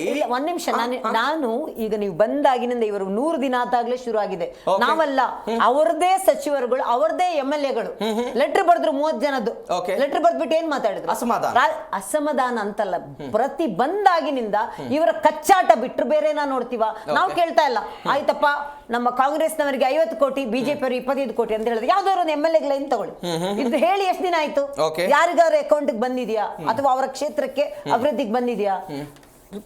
ಯಕಶಿತ್ ಒಂದು 25 ಕೋಟಿ ಕೂಡ ಒಂದು ಏರಿಯಾ ಕೊಡದೆ ಅರ್ಧ, ಅದು ಕೊಟ್ಟಿಲ್ಲ ಅಂದ್ರೆ ರಾಜ್ಯದ ಜನ ಅವರು ಯಾವ ತರ ಅಭಿವೃದ್ಧಿ ಮಾಡ್ಬೇಕು? ಹೋಗ್ಲಿ, ಫಾರಿನ್ ಟ್ರಿಪ್ ಹೋಗ್ತಾ ಇದ್ರೆ, ಮೋಜು ಮಸ್ತಿ ಹೋಗ್ತಾ ಇದ್ರೆ ಹೋಗ್ಲಿ, ಇಲ್ಲಿ ಏನ್ ಮಾಡ್ಲಿಕ್ಕೆ ಕೆಲಸ ಇಲ್ವಲ್ಲ ಅವರಿಗೆ. ಅಲ್ಲ, ಯಾವ್ದು ದುಡ್ಡು ಕೊಡ್ತಾ ಇಲ್ಲ. ನೀವು ಪ್ರಶ್ನೆ ಯಾಕೆ ಮಾಡ್ತೀರಿ ಹೋಗೋದನ್ನ? ನೋಡಿ, ನಾಯಕರು ಪ್ರಶ್ನೆ, ನಾನು ಒಂದು ಎಕ್ಸಾಂಪಲ್ ಕೊಟ್ಟೆ. ಪಶುಸಂಗೋಪನೆ ಇಲಾಖೆ ಅವ್ರಿಗೆ ಹೋಗಿ ನೈತಿಕತೆ ಇದೆಯಾ? ಹಾಲಿನ ಪ್ರೋತ್ಸಾಹನೆ 2 ರೂಪಾಯಿ ಕೊಟ್ಟಿಲ್ಲ, 4 ರೂಪಾಯಿ ಕೊಟ್ಟಿಲ್ಲ, ಇದನ್ನೇ ಕೊಡಕ್ ಆಗ್ತಾ ಇಲ್ಲ. ನೀವು ಒಂದೊಂದು ಅವ್ರದ್ದು ಒಬ್ಬೊಬ್ಬರದ ಹೆಸರು ಹೇಳಿ, ಆ ಏರಿಯಾದಲ್ಲಿ ಏನೇನ್ ಪ್ರಾಬ್ಲಮ್ ಇದೆ ಅಂತ ನಾನು ಹೇಳ್ತೀನಿ. ನಾನು ಹೇಳುದು ನೀರಾವರಿ ಬಗ್ಗೆ ಮಾತಾಡ್ತೀವಿ. ಒಂದು ಮೂಲಭೂತ ಸೌಕರ್ಯ, ನೀರಿನ ಸಮಸ್ಯೆ ಇದೆಯಾ? ಇದೇ ಮಾನ್ಯ DKಶಿ ಅವರು ಹೇಳ್ತಾರೆ, ನಾವು ವಾಕತಾನ ಮಾಡಿದ್ರು ಅವ್ರು ಯಾವ್ದಕ್ಕೆ, ನೀರಾವರಿ ಯೋಜನೆಗೆ, ಯಾವ ಇದಕ್ಕೆ ಇಲ್ಲಿಂದ ವಾಕ್ ಮಾಡಿದ್ರಲ್ಲ ಮೇಕೆದಾಟಿಗೆ. 2.5 ವರ್ಷ ಆಯ್ತು. ಒಂದು ಮೇಕೆದಾಟಿ ಕಲ್ಲಾದ್ರೂ ಅಲ್ಗಾಡಿದ್ಯಾ? 2.5 ಸರ್ಕಾರ ಅವ್ರ ಹತ್ರ ಇದೆ ತಾನೆ, DCM ತಾನೆ ಅವರು, ಅಂದ್ರೆ ಶೋ ಅಪ್ ಮಾಡಿದ್ದ ಅವಾಗ. ನಾನು ಹೇಳುದು ಮೂಲಭೂತ ಬೇರೆ ಬೇಡ ರೀ, ನೀರಿಗೆ ಸಮಸ್ಯೆ ಇದೆ, ಬೇರೆ ಬೇಡ. ಈ ಬ್ಯಾಂಗ್ಳೂರ್ ಇಲ್ಲಿ ವೀವರ್ಸ್ ಇದನ್ನು ಒಪ್ಕೋತಾರೆ ಅನ್ಕೋತೀನಿ. ಕಸದ ರಾಶಿ, ಕಸಕ್ಕೂ ಇಲ್ಲಿ ಟ್ಯಾಕ್ಸ್ ಹಾಕಿದ್ದಾರೆ, ಕಸ ತಗೊಂಡೋಗಕ್ಕೂ ಕೂಡ ಡಬಲ್ ಮಾಡಿದ್ದಾರೆ ದುಡ್ಡು. ಈಗ ಎಲೆಕ್ಟ್ರಿಕ್ ಬಿಲ್ ಎಲ್ಲ ಫ್ರೀ ಅಂತ ಹೇಳ್ತಾರೆ, ಡಬಲ್ ಮಾಡಿದ್ದಾರೆ. ಬಸ್ ಫ್ರೀ ಅಂತ ಹೇಳ್ತಾರೆ, ರೇಟ್ ಡಬಲ್ ಮಾಡಿದ್ದಾರೆ. ಅಲ್ಲ, ಹೆಂಗಸರಿಗೆ ಇಲ್ಲಿ ಕೊಡುದು, ಗಂಡಸರಿಗೆ ಡಬಲ್ ಚಾರ್ಜ್. ಅಂದ್ರೆ ಮಾತೆತ್ತಿದ್ರೆ ನಾವು ಗ್ಯಾರಂಟಿಗಳು ಕೊಟ್ಟಿದೀವಿ ಅಂತಾರೆ. ಇವನಿದು ಏನಾಯ್ತು ಕತೆ? ಯಾವ ತರ ಆಯ್ತು? ಈ ಕಡೆಯಿಂದ ನಾನು ಹೇಳುದು, ಈ ಸರ್ಕಾರ ಬಂದಾಗಿನಿಂದ ಇವರಿಗೆ ಇದು ಕರ್ನಾಟಕ ಸರ್ಕಾರ ATM ಆಗೋಗಿದೆ. ಬೇರೆ ರಾಜ್ಯಕ್ಕೆ ಎಲೆಕ್ಷನ್ಗೆ ಈ ತರ ದುಡ್ಡು ಕೊಡಕ್ಕೆ ಮಾತೆತ್ತಿದ್ರೆ ಸಾಕ್ಷಿ ಬೇಕು ಅಂತ ಹೇಳ್ತಾರೆ, ಇಲ್ಲ SIT ರಚನೆ ಮಾಡ್ತೀವಿ ಅಂತಾರೆ. ಇದೆಲ್ಲ ಪದೇ ಪದೇ ಕೇಳುವಂತದ್ದು. ಆದ್ರೆ ಒಂದೇ ಒಂದು ವರ್ಡ್ ನಾವು ಕೇಳ್ತಾ ಇಲ್ಲ, ಶಂಕುಸ್ಥಾಪನೆ ಅನ್ನೋದು ಎಲ್ಲೂ ಕಾಣಿಸ್ತಾ ಇಲ್ಲ. ಬರೀ ಈ ತರದ್ದು ಬರ್ತಾ ಇದೆ ಇವ್ರದ್ದು. ನೋಡಿ, ಪ್ರತಿ ಸರಿ ಈ ಪೊಲಿಟಿಕ್ಸ್ ಗಳು ನೀವು ಏನಾದ್ರು ಮಾತಾಡ್ತೀರಾ, ಅಭಿವೃದ್ಧಿಗಳ ಬಗ್ಗೆ ಚರ್ಚೆ ಆಗ್ತಾ ಇಲ್ಲ. ಇಲ್ಲ, ಕುರ್ಚಿ ಕಾದಾಟ, ಇವರ ಕಾದಾಟ. ಈಗ ನೋಡಿ, ಫಾರಿನ್ ಇದೊಂದು ದಿನ, ಈಗ ನಾಳೆ ಆದ್ರೆ ಇನ್ನೊಂದು ಶುರು ಆಗುತ್ತೆ. ಫಾರಿನ್ ಹೋದವರು ಏನ್ ಮಾಡ್ತಾ ಇದಾರೆ ಅಲ್ಲಿ, ಅಥವಾ ಇಲ್ಲಿಂದ ಯಾರು ಹೋದ್ರು, ಇಲ್ಲಿ ಅವ್ರು ಏನ್ ಮಾತಾಡಿದ್ರು? ಈಗ DK ಶಿವಕುಮಾರ್ ಬಗ್ಗೆನೇ ಮಾತಾಡೋಣ. ಅವರ ಕುರ್ಚಿಯ ಕಾದಾಟಕ್ಕೋಸ್ಕರ ಇವ್ರು ಫಾರಿನ್ಗೆ ಹೋದಾಗ ಇವ್ರುಗಳು ಏನಕ್ಕೆ ಮಾತಾಡ್ಬೇಕು? ಈಗ SG ಮಹದೇವಪ್ಪ ಮಾತಾಡಿದ್ರು, ಇವ್ರು ಕಿಡಿಕಾರಿದ್ರು. ನಾನು ಹೇಳಿದ್ರೆ ಇವರ ಒಳಗಿನ ಕೆಚ್ಚಾಟ ಬಿಟ್ಟು ಜನರ ಒಂದು ಜ್ವಲಂತ ಸಮಸ್ಯೆಗಳ ಬಗ್ಗೆ ಸ್ವಲ್ಪನಾದ್ರೂ ಇದು ಮಾಡಿ, ಅಲ್ಲ ಸ್ವಲ್ಪನಾದ್ರೂ ಗಮನ ಕೊಡಿ. ಓಕೆ ಮೇಡಮ್, ನಿಮ್ ಪಾಯಿಂಟ್ ನೋಟೆಡ್ ಆಗಿದೆ. ಅಭಿವೃದ್ಧಿ ಕಾರ್ಯಗಳನ್ನು ಬಿಟ್ಟು ಯಾಕೆ ಸ್ವಲ್ಪನಾದ್ರೂ ಗಮನ ಕೊಡಿ ಅಂತ ಹೇಳ್ತಾ ಇದೀನಿ. 7,000 ಶಾಲೆಗಳು ಮುಚ್ತಾ ಇದೆ, ಅದ್ರ ಬಗ್ಗೆ ಇಲ್ಲ. ಬಗ್ಗೆ ಮಾತಾಡ್ತಾರೆ. ಬೆಂಗಳೂರಿನ ಈಗ ನೀವು ಆವಾಗಲೇ ಒಂದು ಪಾಯಿಂಟ್ ಅನ್ನು ನೋಟ್ ಮಾಡಿದಿರಿ, ಮೈತ್ರಿ ಸರ್ಕಾರಗಳಿದ್ದಾಗ ಹೀಗೆ ಸಮಸ್ಯೆಗಳಾಗುತ್ತೆ. ಯಾರನ್ನ ಬೆಂಬಲಿಸಬೇಕು ಅನ್ನೋ ಕಾರಣಕ್ಕಾಗಿ ಕೆಲವೊಂದಿಷ್ಟು ಜನ ಶಾಸಕರುಗಳು ರೆಸಾರ್ಟಿಗೆ ಹೋಗ್ತಾರೆ, ಬೇರೆ ದೇಶಗಳಿಗೆ ಹೋಗ್ತಾರೆ, ಬೇರೆ ರಾಜ್ಯಗಳಿಗೆ ಹೋಗ್ತಾರೆ. ಆ ಸಂದರ್ಭಗಳಲ್ಲಿ ಸರ್ಕಾರಗಳ ಪತನ ಆಗುತ್ತೆ ಅಂತ ನೀವು ಪಾಯಿಂಟ್ ನೋಟ್ ಮಾಡಿದ್ರಿ. ಪಾಯಿಂಟ್ ಟು ಬಿ ನೋಟೆಡ್, ಒಪ್ಕೊಳ್ತೀನಿ ನಾನು ಅದನ್ನು. 2019ರಲ್ಲಿ ನಿಮ್ಮದೇ ಕುಮಾರಸ್ವಾಮಿ ಅವರು ಮುಖ್ಯಮಂತ್ರಿ ಆಗಿದ್ದಾಗ 17 ಜನ ಮುಂಬೈಗೆ ಹೋಗಿ ಕುಳಿತಿದ್ದನ್ನು ಇಡೀ ರಾಜ್ಯದ ಜನ ನೋಡಿದ್ದಾರೆ. ಮುಂಬೈಗೆ ಹೋಗಿ ಕುಳಿತಿದ್ರು ಕೆಲವೊಂದಿಷ್ಟು ಜನ. ಆವತ್ತು ಒಂದು ಲೆಕ್ಕಾಚಾರ ಇತ್ತು, ವಿಶ್ವಾಸಮತ ಯಾಚನೆ ಆಗುತ್ತೆ, ವಿಶ್ವಾಸಮತ ಯಾಚನೆಯ ಸಂದರ್ಭದಲ್ಲಿ ಈ 17 ಜನ ಶಾಸಕರುಗಳ ಗೈರಾದರೆ ಸರ್ಕಾರದ ವಿಶ್ವಾಸಮತ ಕುಂಠಿತ ಆಗುತ್ತೆ, ಸರ್ಕಾರ ಬಿದ್ದು ಹೋಗ್ಬಿಡುತ್ತೆ ಅಂತ. ಇವತ್ತು ಅಂತಹ ಪರಿಸ್ಥಿತಿಗಳಿಲ್ಲ. 28 ಜನ ಅಲ್ಲ, 50 ಜನ ಶಾಸಕರುಗಳು ಕೂಡ ಪಾರೇನಿಗೆ ಹೋದರೆ ಸರ್ಕಾರದಲ್ಲಿ ಬದಲಾವಣೆ ಆಗುವಂಥ ಯಾವ ಸ್ಥಿತ್ಯಂತರಗಳು ಕೂಡ ಇವತ್ತು ಕಾಣಿಸ್ತಾ ಇಲ್ಲ. ನೀವ್ಯಾಕೆ ಹೇಳ್ತೀರಿ ಗುಂಪುಗಾರಿಕೆ ಅಂತೇಳಿ? ನೀವ್ಯಾಕೆ ಹೇಳ್ತೀರಿ ಮುಖ್ಯಮಂತ್ರಿ ಬದಲಾವಣೆ ವಿಚಾರಕ್ಕೆ ಸಂಬಂಧಪಟ್ಟಂತೆ ಫಾರಿನ್ಗೆ ಹೋಗ್ತಿದ್ದಾರೆ ಅಂತ? ನೋಡಿ, ಅವತ್ತಿನ ವಿಚಾರ ಮೈತ್ರಿ ಸರ್ಕಾರದಲ್ಲಿತ್ತು. ಸರ್ಕಾರ ಬೀಳಿಸ್ಬೇಕಂತ ಮೂಲ ಉದ್ದೇಶ ಸಿದ್ದರಾಮಯ್ಯರು ತಲೆಗೆತ್ತಿ ನೆತ್ತಿಗೇರಿತ್ತು, ಸರ್ಕಾರನ ಬೀಳಿಸಲೇಬೇಕು ಅಂತೇಳಿ. ಯಾಕಂದರೆ ಅವತ್ತಿನ ಅಭಿವೃದ್ಧಿ DK ಶಿವಕುಮಾರ್ ಅವ್ರದ್ದು, ಸನ್ಮಾನ್ಯ ಶ್ರೀ ಕುಮಾರಸ್ವಾಮಿಯವರ ಅಭಿವೃದ್ಧಿ ನೋಡಿ ಜೋಡೆತ್ತುಗಳು ಅಂತ ಹೇಳಿದಂಥ ಸಂದರ್ಭವನ್ನು ಕಣ್ತುಂಬಿಕೊಂಡಂಥ ಸಿದ್ದರಾಮಯ್ಯರು ಕೂಡಲೇ ಸರ್ಕಾರನ ಪತನ ಮಾಡಿ ವಿರೋಧ ಪಕ್ಷ ಸ್ಥಾನ ಕೂರಬೇಕು ಅನ್ನೋ ಒಂದೇ ಒಂದು ವಿಚಾರದಲ್ಲಿ ಸಿದ್ಧಾಂತದ ಮೇಲೆ 19 ಜನ ಶಾಸಕರನ್ನ ಫಾರಿನ್ ಟೂರ್ ಕಳಿಸಿಲ್ಲ, ಮುಂಬೈ ಕಳಿಸಿದ್ರು. ಆ ವಿಚಾರ ಸೆಳೆಯೋಣ. ಆದರೆ ಇವತ್ತಿನ ಸಂದರ್ಭದಲ್ಲಿ, ಈಗಿನ ಸಂದರ್ಭದಲ್ಲಿ 28 ಶಾಸಕರು ಹೋಗ್ತಾ ಇದ್ರಲ್ಲ, ಇವತ್ತು ನಮಗೆ ಅಲ್ಲೇ ಒಂದು ಬಾಗಿಲು 100 ಬಾಗಿಲು, ಒಂದು ಮನೆ 100 ಬಾಗಿಲಾಗೋಗಿದೆ. ಯಾವ ರೀತಿಯಾಗಿ ಹೋಗಿದೆ ಅಂತಂದ್ರೆ, ಒಂದು ಮೂಲ ಕಾಂಗ್ರೆಸ್ಸಿಗರು ಅಂತ ಅಲ್ಲಿ ಕೂಗಿದೆ, ವಲಸೆ ಕಾಂಗ್ರೆಸ್ ಅಂತ ಕೂಗಿದೆ, ಅಹಿಂದು ಕಾಂಗ್ರೆಸ್ ಅಂತ ಕೂಗಿದೆ. ಈ 3 ಗುಂಪಲ್ಲಿ ಹೋಗಿರೋ ಅಂತ 28 ಶಾಸಕರು DCM ಸಂಬಂಧಪಟ್ಟಿರೋ ಬಣ. ಅಲ್ಲಿ ವಿದೇಶಕ್ಕೆ ಹೋಗ್ತಾ ಹಿಂದೂ ನಾಯಕರು ಇಲ್ಲ, ಅಲ್ಲಿ ಮೂಲ ಕಾಂಗ್ರೆಸ್ಸಿಗರಿಲ್ಲ, ಓಕೆ, ಅಲ್ಲಿ ವಲಸೆ ಕಾಂಗ್ರೆಸ್ಸಿಗರಿಲ್ಲ, ಓಕೆ. DCM ಅವ್ರು ಬಣ ಹೋಗಿರೋದು ಎಲ್ಲರೂ ಅಲ್ಲಿ 28 ಜನನು. ಅಲ್ಲ ಸಿದ್ದರಾಮಯ್ಯನವರ ಬಣ ಹೋಗ್ತಾ ಇರೋದು. ಅಲ್ಲ ಇವಾಗ ಅಲ್ಲಿರೋಂಥ ಶಾಸಕರು ಯಾರು ಸಿದ್ದರಾಮಯ್ಯ ಬಣ ಅಂತ ಇದ್ರ ನೀವು? ಹಿಂದೂ ನಾಯಕರ ಅವರು. ಓಕೆ. DCM ಅವ್ರ ಬಣ. ಸರ್, ರಾಜಕಾರಣದಲ್ಲಿ ಚರ್ಚೆ ಆಗ್ತಾ ಇರೋದು ಸಿದ್ದರಾಮಯ್ಯನವರ ಬಣದ ಶಾಸಕರು ವಿದೇಶಕ್ಕೆ ಹೋಗ್ತಿದ್ದಾರೆ ಅಂತ. ಅಲ್ಲ, ನೀವು ಸರಿಯಾಗಿ ಪರಿಶೀಲನೆ ಮಾಡಿ. ಅವರೆಲ್ಲರೂ ಕೂಡ DCM ಅವ್ರ ಬಣ ಅಂತ ಇರೋರಂತವ್ರು. ಮತ್ತೆ ಈಗ DCM ಫಾಲೋ ಮಾಡ್ತಾ ಇರೋರು. ಮೊನ್ನೆ ನೋಡಿ ಒಂದು ಸ್ಕೂಟ್ನಿ ಆಯ್ತು, ನೈಜವಾಗ ಒಂದು ಸ್ಕೂಟ್ನಿ ಆಯ್ತು. ಏನಂತ ಸ್ಕೂಟ್ನಿ ಆಯ್ತು? ಹೈಕಮಾಂಡ್ ಬಂದ್ರು ಇಲ್ಲಿ, ಸೂರ್ಜಿವಾಲ ಅವ್ರು ಬಂದ್ಬಿಟ್ಟು ಡಿವೈಡ್ ಮಾಡಿದ್ರು. ಎಲ್ಲ 140 ಜನ ಶಾಸಕರನ್ನ ಕರೆಸಿ ಇಂಡಿವಿಜುವಲ್ ರಿಪೋರ್ಟ್ ತಗೊಂಡ್ರು. ಸಿದ್ದರಾಮಯ್ಯನ ಕಡೆ ಎಷ್ಟು ಜನ ಬಲವಿದೆ, DK ಶಿವಕುಮಾರ್ ಕಡೆ ಎಷ್ಟು ಜನ ಸಪೋರ್ಟಿಂಗ್ ಇದೆ ಅಂತ. ಅಲ್ಲಿ ನೈಜ ಚಿತ್ರ ಕ್ಲಿಯರ್ ಆಗಿ ಗೊತ್ತಾಯ್ತು. ಯಾವುದೇ ಕಾರಣಕ್ಕೂ ಇದು ಒಂದು ಜೇನುಗೂಡು ಕೈ ಹಾಕಿದ್ರೆ ಇಲ್ಲಿ ಸರ್ಕಾರ ಬಿದ್ದೋಗುತ್ತೆ, ಪತನ ಆಗೋಗುತ್ತೆ, ಸರ್ಕಾರ ಉಳಿಯೋದೇ ಇಲ್ಲ. ನಾವು ಯಾವುದೇ ಕಾರಣಕ್ಕೂ ಕಾಂಗ್ರೆಸ್ ಪಕ್ಷಕ್ಕೆ ಕರ್ನಾಟಕ ರಾಜ್ಯದಲ್ಲಿ ಕೈ ಹಾಕ್ಬಾರ್ದು ಅಂತೇಳಿ ಸನ್ಮಾನ್ಯ ಶ್ರೀ ಮಲ್ಲಿಕಾರ್ಜುನ್ ಖರ್ಗೆ ಅವ್ರ ಮುಖಾಂತರ ಹೇಳಿಸ್ತಾರೆ. ಇದು ನಿಮ್ಮ ರಾಜ್ಯದ ಸಮಸ್ಯೆ, ನೀವೇ ಬಗೆಹರಿಸ್ಕೊಳ್ರಿ ಅಂತ. ಇವತ್ತು ರಾಹುಲ್ ಗಾಂಧಿ ಮನೆ ಬಾಗಿಲು ತಟ್ತಾ ಇದ್ದಾರೆ, DK ಶಿವಕುಮಾರ್ ಅವರು ಬಾಗಿಲು ತಟ್ಟಿಲ್ಲ. ನನ್ನ ಪ್ರಶ್ನೆಗೆ ನೇರವಾಗಿ ಉತ್ತರ ಕೊಡಿ. ಯಾವುದೋ ಕೆಲವೊಂದಿಷ್ಟು ಬಣದ ಶಾಸಕಗಳು ಬೇರೆ ಕಡೆ ಹೋಗೋದ್ರಿಂದ ಸರ್ಕಾರ ಪತನ ಆಗುತ್ತೆ, ಏನೋ ಚೇಂಜಸ್ ಆಗ್ಬಿಡುತ್ತೆ, ಪ್ಲೀಸ್ ಏನೋ ಬದಲಾವಣೆ ಆಗುತ್ತೆ ಅನ್ನೋದಾದ್ರೆ ಏನೋ ಮಿರಾಕಲ್ ಆಗ್ಬಿಡುತ್ತೆ ಬೆಳಗ್ಗೆ ಅನ್ನೋಷ್ಟರೊಳಗೆ ಒಪ್ಕೊಳ್ಬಹುದು. ಆದ್ರೆ ಇವರು ಹೋಗೋದ್ರಿಂದ ಏನ್ ಪ್ರಯೋಜನ ಆಗುತ್ತೆ? ಅಲ್ಲ ಸರ್, ಇವತ್ತು ಸಂದರ್ಭ ಅಂದ್ರೆ ನೀವು ಹೇಳ್ತಾ ಇರೋದು ಸಿದ್ದರಾಮಯ್ಯನವರು ಅವರ ಬಣದ ಶಾಸಕರನ್ನು ಗಟ್ಟಿ ಮಾಡ್ಕೊಳ್ತಿದ್ದಾರೆ ಅಂತ ನಿಮ್ಮ ಪ್ರತಿಪಾದನೆ. ಹೌದು, ಪಾಯಿಂಟ್ ಬನ್ನಿ. ಈಗ ನೋಡಿ, ವಿಚಾರ ತಿಳ್ಕೊಳ್ಳಿ. ಇವತ್ತು ರಾಜ್ಯದಲ್ಲಿ 140 ಜನ ಯಾರು ಮಾತಾಡ್ಬೋದು ಶಾಸಕರು ಅಂತ ಕಟುವಾಗಿ ಟೀಕೆ ಮಾಡಿದ್ರು ಮಲ್ಲಿಕಾರ್ಜುನ್ ಖರ್ಗೆ ಅವರು. ಇಲ್ಲಿ ಮಾತಾಡ್ತಾ ಇದ್ದಾರೋ super CM doctor Yathindra Kumar. ಇದ್ ಕಡೆ DK ಶಿವಕುಮಾರ್ ಕೂಡ ಮಾತಾಡ್ತಾ ಇದ್ದಾರೋ ಇಕ್ಬಾಲ್ ಹುಸೈನ್. ಸೊ ಇಲ್ಲಿ ಇಕ್ಬಾಲ್ ಹುಸೈನ್ ಮಾಡಿದ್ರೆ ನೋಟಿಸ್ಗಳು ಹೋಗ್ತವೆ, ಯತೀಂದ್ರ ಮಾತಾಡಿದ್ರೆ ನೋಟಿಸ್ ಹೋಗಲ್ಲ. ರೂಲ್ ಮಾಡ್ತಾರ ಯಾರು ಇಲ್ಲಿ? ಎಲ್ಲ ಡಿಪಾರ್ಟ್ಮೆಂಟ್ ಟ್ರಾನ್ಸ್ಫರ್. DK ಶಿವಕುಮಾರ್ ಹೇಳ್ತಾರೆ ಯತೀಂದ್ರ ಸಿದ್ದರಾಮಯ್ಯ ನಮ್ಮ ಹೈಕಮಾಂಡ್, SC ಮಾದೇವಪ್ಪ ನಮ್ಮ ಹೈಕಮಾಂಡ್. ಅಂದ್ರೆ ನೀವು ಈ ಪರಿಸ್ಥಿತಿ ತಿಳ್ಕೊಳ್ಳಿ. ಇವತ್ತು DK ಶಿವಕುಮಾರ್ ನಮ್ಮ ಹೈಕಮಾಂಡ್ ಅಂತ ಯತೀಂದ್ರ ಒಪ್ಕೊಬೇಕಾದ್ರೆ ಇಲ್ಲಿ ರಾಜಭಾರ ಮಾಡ್ತಾರ ಯಾರು? ಮತ್ತೆ ಇಲ್ಲಿ ರೂಲ್ ಮಾಡ್ತಾರ ಯಾರು? ಮತ್ತೆ ಇಲ್ಲಿ ತಂದೆ ಮಗ ರೂಲ್ ಆಗ್ತಾ ಇದೆ, ಸರ್ಕಾರ ಬೀಳಿಸ್ಬೇಕಂತ ಚಿಂತನೆ ಮಾಡ್ತಾ ಇಲ್ಲ DK ಶಿವಕುಮಾರ್ ಅವರು. ಅವ್ರಿಗೆ ಆಸೆ ಇಲ್ಲ CM ಆಗ್ಬೇಕಂತ. ಹೈಕಮಾಂಡ್ ಮುಂದೆ ನಾವು ಹೇಳಿದೀವಿ, ನಾವು ವರಿಷ್ಠ ಮುಂದೆ ಮಾತಾಡಿದೀವಿ, ನಾವು ಮಾತಾಡಿ ಸಿದ್ದರಾಮಯ್ಯವ್ರಿಗೂ ಗೊತ್ತಿದೆ, ಅವ್ರು ಅರ್ಥ ಮಾಡ್ಕೊಂಡು ಬಿಟ್ಕೊಡ್ಬೇಕಿದ್ದಂತ ಸಾಕಷ್ಟು ಮಾಧ್ಯಮಗಳಲ್ಲಿ ಹೇಳಿದ್ದಾರೆ. ಸೊ ಇಲ್ಲಿ ಸರ್ಕಾರ ಬೀಳ್ಸೋದು ಇದು ಕೊನೆ ಮಳೆ ಸರ್ಕಾರ, ಕಾಂಗ್ರೆಸ್ಗೆ ಕೊನೆ ಅವಕಾಶ, ಕೊನೆ ಕಾಲ್ಮಟ್ಟದಲ್ಲಿದೆ. ಇವತ್ತು ಸಿದ್ದರಾಮಯ್ಯ ಅವರು ಉಳಿಯ ಪ್ರಶ್ನೆನೇ ಇಲ್ಲ. ಹಂಗಂತ DK ಶಿವಕುಮಾರ್ ಬಂದು ಸರ್ಕಾರ ಉಳಿತಾ? ಸತ್ಯಾಗೂ ಉಳಿಯಲ್ಲ. ಯಾಕಂದ್ರೆ ಅವ್ರ ಮೇಲೆ ಇರುವಂತ ಕೇಸ್ಗಳು, ಕ್ರಿಮಿನಲ್ ಕೇಸ್ಗಳ ಮೇಲೆ, ವಾರಂಟ್ ಲಿಸ್ಟ್ಗಳ ಮೇಲೆ, ಬೇಲ್ಗಳ ಮೇಲೆ ಆಚೆ ಇದ್ದಾರೆ. ಸರ್ಕಾರ ಉಳಿಸೋಂತ ಪರಿಸ್ಥಿತಿ ಇಲ್ಲ, ಸರ್ಕಾರ ಪತನ ಆಗೋದು ಯಾವುದೇ ಡೌಟ್ ಇಲ್ಲ. ಯಾಕಂದ್ರೆ ನಾವ್ ಹೇಳ್ತಾ ಇಲ್ಲ, 7 ಕೋಟಿ ಜನಸಂಖ್ಯೆ ಹೇಳ್ತಾ ಇದ್ರೆ DK ಶಿವಕುಮಾರ್ CM ಅದು ಹೆಂಗ್ರಿ ಕುತ್ಕೊಂತಾರೆ? ಅವ್ರ ಮೇಲೆ ಎಷ್ಟು ಕ್ರಿಮಿನಲ್ ಕೇಸ್ಗಳು ಇದಾವ್ರಿ ಅಂತ ಜನ ಪ್ರಶ್ನೆ. ಅದೇ ರೀತಿ 7 ಕೋಟಿ ಜನ ಏನಾದ್ರೂ ಒಂದು ಅಭಿವೃದ್ಧಿ ಆಗಿ ಕಾಣಿಸ್ತಾ ಇದೆಯಾ? ಇವತ್ತು ರಸ್ತೆಗಳು ಗುಂಡಿಗಳು ಬಿದ್ದು ನೆನ್ನೆ ಒಂದು ಮಗು ಸತ್ತಿದ್ದಾರೆ, ಈ ನಾಯಿ ಸತ್ತಿದ್ರೆ ಯಾರು ಹೊಣೆ? ಅದಕ್ಕೆ ಯಾರು ಹೊಣೆ? ಇವ್ರು ಟಾರ್ಗೆಟ್ ಕೊಟ್ರಲ್ಲ, ನವೆಂಬರ್ ಡಿಸೆಂಬರ್ ಅಲ್ಲಿ 10 ಲಕ್ಷ ಗುಂಡಿ ಮುಚ್ತೀವಿ ಅಂತ, ಏನಾದ್ರು ಒಂದು ಗುಂಡಿ ಮುಚ್ಚಿದ್ದಾರೆ ಇವತ್ತು. ಸೊ ಆ ಜನ ಇವತ್ತು ರಸ್ತೆ ಮೇಲೆ ಓಡಾಡಬಾರ್ದು, ಮೆಟ್ರೋದಾಗ ಓಡಾಡ್ತೀವಿ ಅಂದ್ರೆ ಮೆಟ್ರೋ ರೇಟ್ ಕೂಡ ಜಾಸ್ತಿ ಮಾಡ್ತಾರೆ. ನಾನಾಗ್ಲೇ ನಿಮ್ಗೆ ಕ್ಲೂ ಕೊಟ್ಟರು ನೀವು ಪಾಯಿಂಟಿಗೆ ಬರ್ತಾರೆ. ಅದನ್ನ ಹೇಳ್ತಿದ್ದಲ್ಲ, ಸರ್ಕಾರ ಬೀಳ್ಸಕ್ಕೋಸ್ಕರ ಮಾಡಿರೋಂತ ಒಂದು ಫ್ರೀ ಪ್ಲಾನ್ ಇದು. 28 ಜನ ಶಾಸಕರು ಇಂಥ ತುರ್ತು ಪರಿಸ್ಥಿತಿಯಲ್ಲಿ, ಇಂಥ ಒಂದು ಪರಿಸ್ಥಿತಿಯಲ್ಲಿ ಕೂಡ ಇನ್ನೇನು 6ನೇ ತಾರೀಕು ಬಜೆಟ್ ಮಂಡನೆಗೆಲ್ಲ ಪೂರ್ವ ಸಿದ್ಧತೆ ಇರೋ ಸಮಯದಲ್ಲಿ ಇವರು ಈ ಕೂಡಲೇ ಇವರು ಇಲ್ಲಿಂದ 28 ಜನ ಹೋಗ್ತಾ ಇದಾರೆ ಅಂದ್ರೆ ಸರ್ಕಾರ ಬೀಳ್ಸುವಂತ ಹುನ್ನಾರು. 28 ಜನ ಫಾರಿನ್ಗೆ ಹೋದ್ರೆ ಸರ್ಕಾರ ಹೆಂಗ್ ಬೀಳುತ್ತೆ ಸರ್? ಈಗ ನನ್ನ ಪ್ರಶ್ನೆಗೆ ಉತ್ತರ ಕೊಡಿ ನೀವು. ಇನ್ನೊಂದ್ ಕಡೆ ಮತ್ತೊಬ್ರು ಹೋಗ್ತಾರೆ. ಈಗ ಇನ್ನೊಂದ್ ಕಡೆ ಬರ್ತಾ ಇದೆ ನೋಡಿ, ನಮ್ಮ ಒಂದು ಶಾಸಕರ ಕಡೆಯಿಂದ ಒಂದು ಸ್ಟೇಟ್ಮೆಂಟ್ ಬರ್ತಾ ಇದೆ. 40 ರೂಮ್ ಬುಕ್ ಮಾಡಿದ್ದಾರೆ ಅಂತ ಗೋವಾದಲ್ಲಿ ಕಾಂಗ್ರೆಸ್ ಶಾಸಕರು ಇನ್ನೊಂದು ಟೀಮ್. ಅಂದ್ರೆ ಅದು ಏನು ಅಹಿಂದನ ಮೂಲ ಕಾಂಗ್ರೆಸ್ ವಲಸೆ ಕಾಂಗ್ರೆಸ್ ಯಾವ ಕಾಂಗ್ರೆಸ್ ಓದ್ತಾ ಇದಾರೆ? ಈಗ ಫಾರಿನ್ ಟ್ರಿಪ್ ಹೊಂದಿದ್ರೆ ಲೋಕಲ್ ಟ್ರಿಪ್ ಒಂದ್ ಮಾಡ್ತಾ ಇದಾರೆ. ಸೊ 40 ರೂಮ್ ಬುಕ್ ಆಗಿದೆ ಅಂತ ಗೋವಾದಲ್ಲಿ, ಅದು ಕಾಂಗ್ರೆಸ್ ಶಾಸಕರು ಬುಕ್ ಮಾಡಿದಾರಂತೆ. ಇವ್ರು ಫಾರಿನ್ ಟೂರ್ ನಾಳೆ ಬೆಳಿಗ್ಗೆ ಗೋವಾಗೆ ಹೋಗೋ ಪ್ಲಾನ್ ಇದೆ ಅಂತ ಬಸ್ಸಲ್ಲಿ. ಸೊ ಈ ರೀತಿಯಾಗಿ ಸರ್ಕಾರ ಬೀಳ್ಸಕ್ಕೆ ಎಲ್ಲಾ ರೀತಿನೂ ಹುನ್ನಾರ ನಡೀತಾ ಇದೆ. ಸರ್ಕಾರ ಬಿದ್ದೇ ಬೀಳುತ್ತೆ, ಸರ್ಕಾರ ಪತನ ಆಗುವಂತ ಎಲ್ಲಾ ವ್ಯವಸ್ಥೆ ಕುರ್ಚಿ ಹೋರಾಟದಲ್ಲಿ ರಾಜ್ಯ ಅಭಿವೃದ್ಧಿ ಆಗಿಲ್ಲ, ಶೂನ್ಯ ಮಾಡಿ ಸರ್ಕಾರ ಇವತ್ತು ಸಾಲಗಾರರು ಮಾಡಿ ಇವತ್ತು 7 ಕೋಟಿ ಜನನ ಬೆಂಕಿಯಲ್ಲಿ ಬೇಯೋ ತರ ಮಾಡಿ ಬೆಲೆ ಏರಿಕೆ ಮಾಡಿ ಸುಡ್ತಾರೆ ಸರ್ಕಾರ. ಇದು ದರ್ಶನ್ ಅವರೇ, ಇತ್ತೀಚೆಗೆ ಸದನದಲ್ಲಿ DK ಶಿವಕುಮಾರ್ ಹೇಳಿದರು 139 ಜನ ಶಾಸಕರು ಕೂಡ ನನ್ನ ಬೆಂಬಲಿಗರೇ, ನನ್ನ ಜೊತೆ ಇರೋರೆ ಅಂತ. ಇವತ್ತು ಒಬ್ಬ KPC ಉಪಮುಖ್ಯಮಂತ್ರಿ ಬಿಡಿ, ಸಚಿವಗಿರಿ ಬಿಡಿ, DK ಶಿವಕುಮಾರ್ ಅವ್ರದ್ದು KPCC ಅಧ್ಯಕ್ಷರಾಗಿ ಅವರದ್ದೇ ಪಕ್ಷದ ಶಾಸಕರುಗಳು ವಿದೇಶಕ್ಕೆ ಹೋಗ್ತಾ ಇರುವ ಮಾಹಿತಿ DK ಶಿವಕುಮಾರ್ ಅವ್ರಿಗಿಲ್ವಾ? ಕಾಂಗ್ರೆಸ್ ಪಕ್ಷದ ಹೈಕಮಾಂಡ್ ಅವ್ರಿಗೆ ಅದು ಮಾಹಿತಿ ಇಲ್ವಾ? ಕರೆದುಕೊಂಡು ಹೋಗೋರು ಹೋಗ್ತಾರೆ, ಬರೋರು ಬರ್ತಾರೆ. ಆಯೋಜಕರಿಗೆ ಗೊತ್ತು, ಹೋಗೋರಿಗೆ ಗೊತ್ತು ಅಂತ ಡಿ ಕೆ ಶಿವಕುಮಾರ್ ಹೇಳ್ತಾರೆ. ಏನಿದ್ರ ಅರ್ಥ ಹಿಂಗಂದ್ರೆ?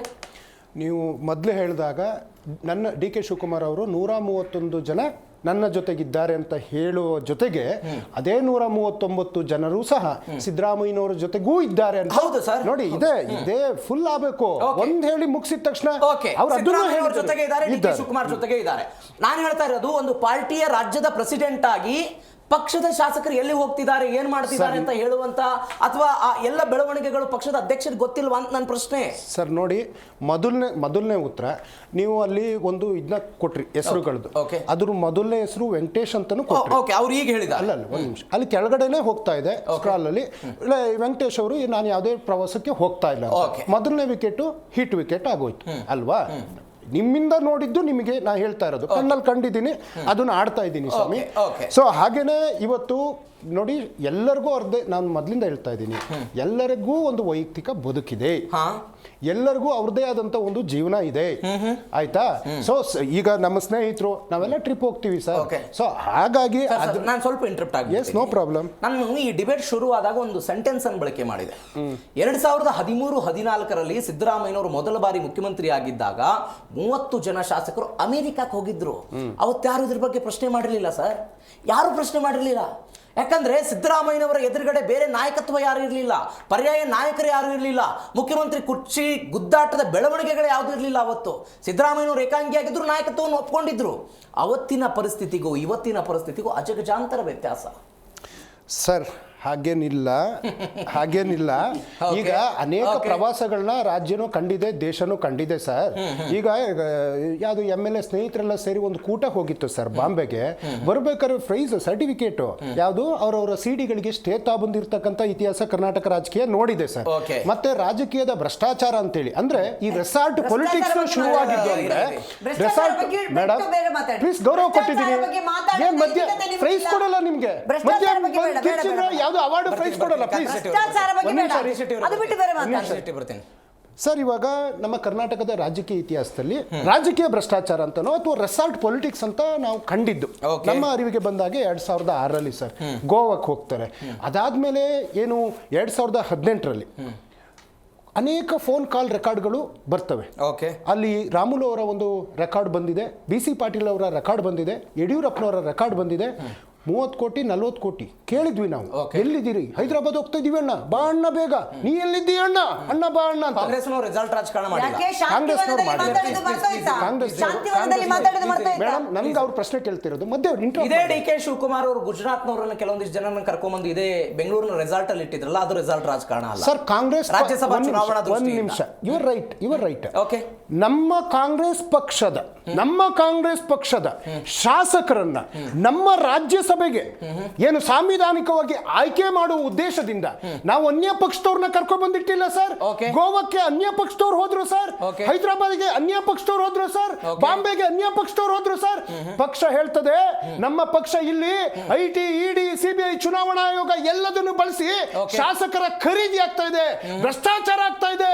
ನಾವು ಪ್ರಜಾಪ್ರಭುತ್ವ ವ್ಯವಸ್ಥೆಯನ್ನ ಕಾಪಾಡಬೇಕು ಅಂದಾಗ ಕಾಂಗ್ರೆಸ್ ಪಕ್ಷದ ಲಾಯಲ್ ಮ್ಯಾನ್ ತನ್ನ ಮೇಲೆ ಏನೇ ರೀತಿಯಾದಂತಹ IT, ED, CBI ದಾಳಿ ಆದ್ರೂ ಸಮೇತ, ಜೈಲಿಗೆ ಹೋದ್ರೂ ಸಮೇತ ಪಕ್ಷಕ್ಕೆ ಬದ್ಧವಾಗಿ ನಿಂತ್ಕೊಂಡು ಅವತ್ತು ಶಾಸಕರನ್ನ ಉಳಿಸುವಂತ ಕೆಲಸವನ್ನ ಮಾನ್ಯ ಶ್ರೀ DK ಶಿವಕುಮಾರ್ ಅವರು ಮಾಡಿದ್ದಾರೆ.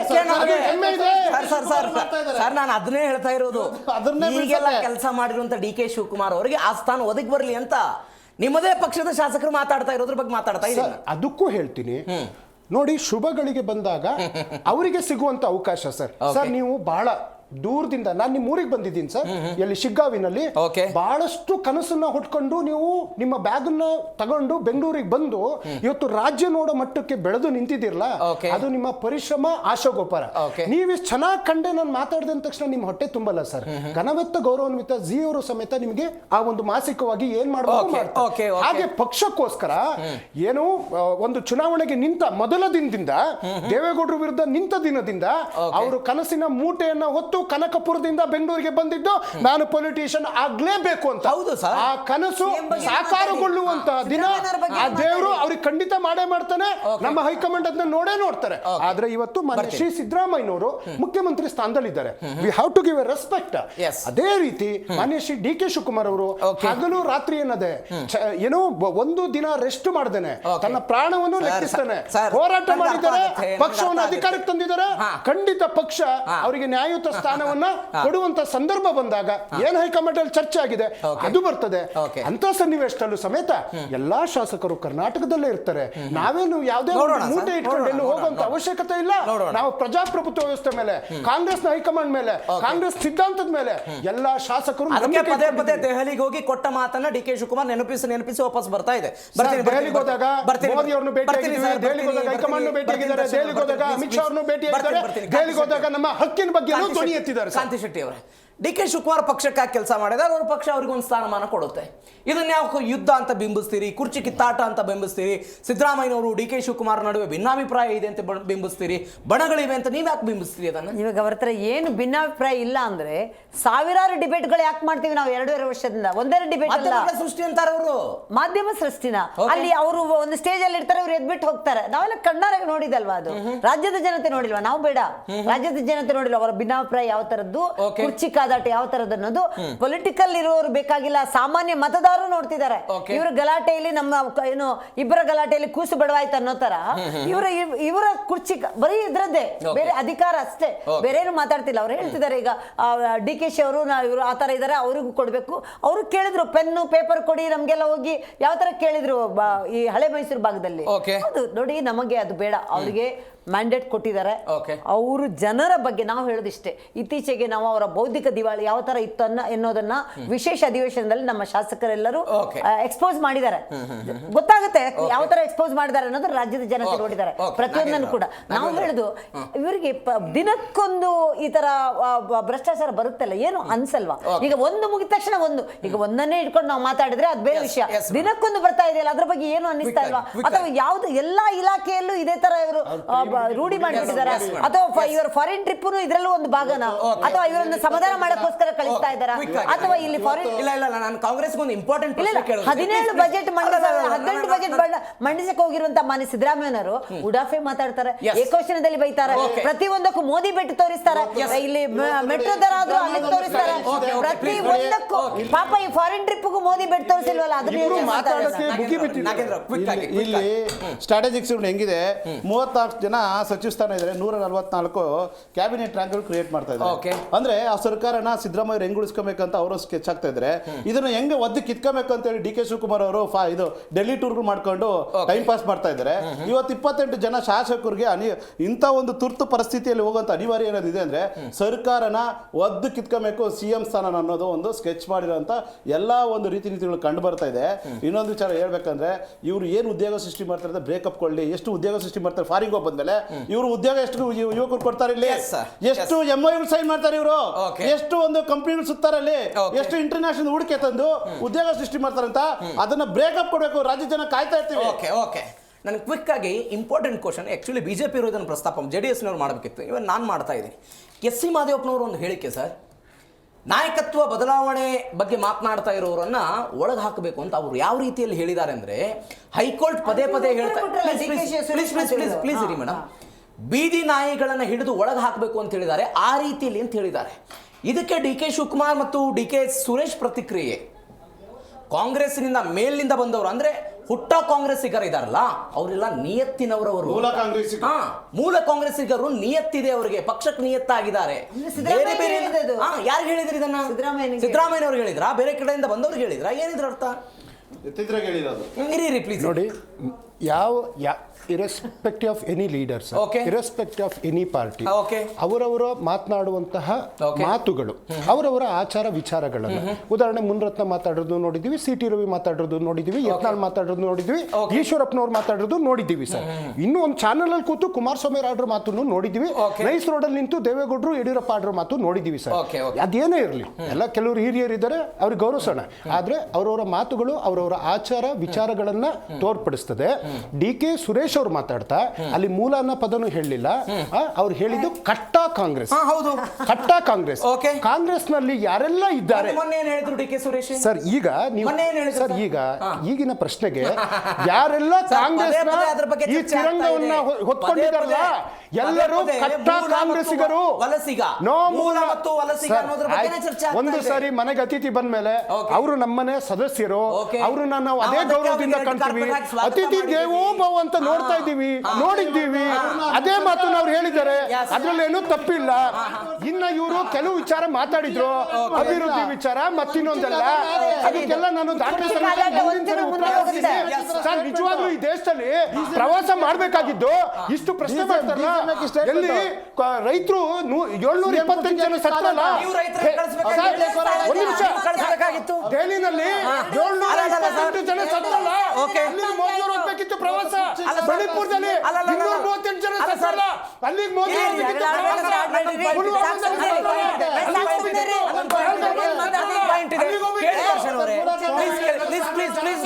ಪ್ಲೀಸ್ 2009ರಲ್ಲಿ ಅವತ್ತಿನ ಮುಖ್ಯಮಂತ್ರಿ ಆಗಿದ್ದಂತ ಯಡಿಯೂರಪ್ಪನವರು ರೈತರನ್ನ 1,000 2,000 ರೈತರನ್ನ ಅವರ ಅವಧಿಯಲ್ಲಿ ಅಧ್ಯಯನದ ಕಾರಣಕ್ಕಾಗಿ ವಿದೇಶಕ್ಕೆ ಕಳಿಸಿದ್ರು. ಪ್ಲೀಸ್ ಇರಿ, ಇವತ್ತು ನೀವು ಅಧ್ಯಯನದ ಕಾರಣಕ್ಕಾಗಿ ರೈತರನ್ನು ಕಾರ್ಮಿಕರನ್ನ ಕಳಿಸಬೇಕು? ಯಾಕೆ ಅಧಿಕಾರಿಗಳು ಹೋಗಲ್ಲ ನಿಮ್ಮ ಶಾಸಕರುಗಳ ಜೊತೆಗೆ? ಅಧಿಕಾರಿಗಳಿಗೆ ನಿರ್ಬಂಧ ವಿಧಿಸೋದು, ಶಾಸಕರನ್ನ ವಿದೇಶಕ್ಕೆ ಕಳಿಸೋದು. ನರೇಂದ್ರ ಮೋದಿ ಅವರು ಇಷ್ಟೆಲ್ಲ ಟೂರ್ ಹೋದ್ರಲ್ಲ ಸರ್, ಒಬ್ಬ ಅಧಿಕಾರಿ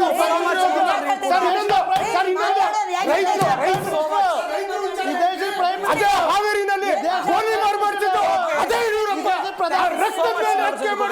ಬಿಜೆಪಿ ಅವರು. ಇವರಿಗೆ ಯಾವ ನೈತಿಕತೆ ಇದೆ? Okay, thank you. ಶಾಸಕರು ವಿದೇಶಕ್ಕೆ ಹೋಗ್ತಾ ಇದ್ದಾರೆ. Okay, please time up sir. Darshan ಅವರೇ, ದರ್ಶನ್ ಇರಿ. ಒಬ್ಬ ಪ್ರಧಾನಿ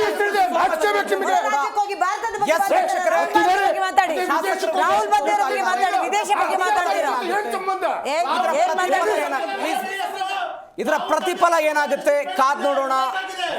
ಇದು ಬಣ ರಾಜಕಾರಣವೋ ಅಭಿವೃದ್ಧಿಯೋ ಕಾಲವೇ ಉತ್ತರ ಕೊಡುತ್ತೆ. ಇದರೊಂದಿಗೆ ಇವತ್ತಿನ ಚರ್ಚೆಯನ್ನು ಮುಗಿಸ್ತಾ ಇದ್ದೀನಿ. ನೋಡ್ತಾ ಇರಿ ಜೀ ಕನ್ನಡ ನ್ಯೂಸ್, ಸತ್ಯವೇ ಸುದ್ದಿಯ ಜೀವಾಳ.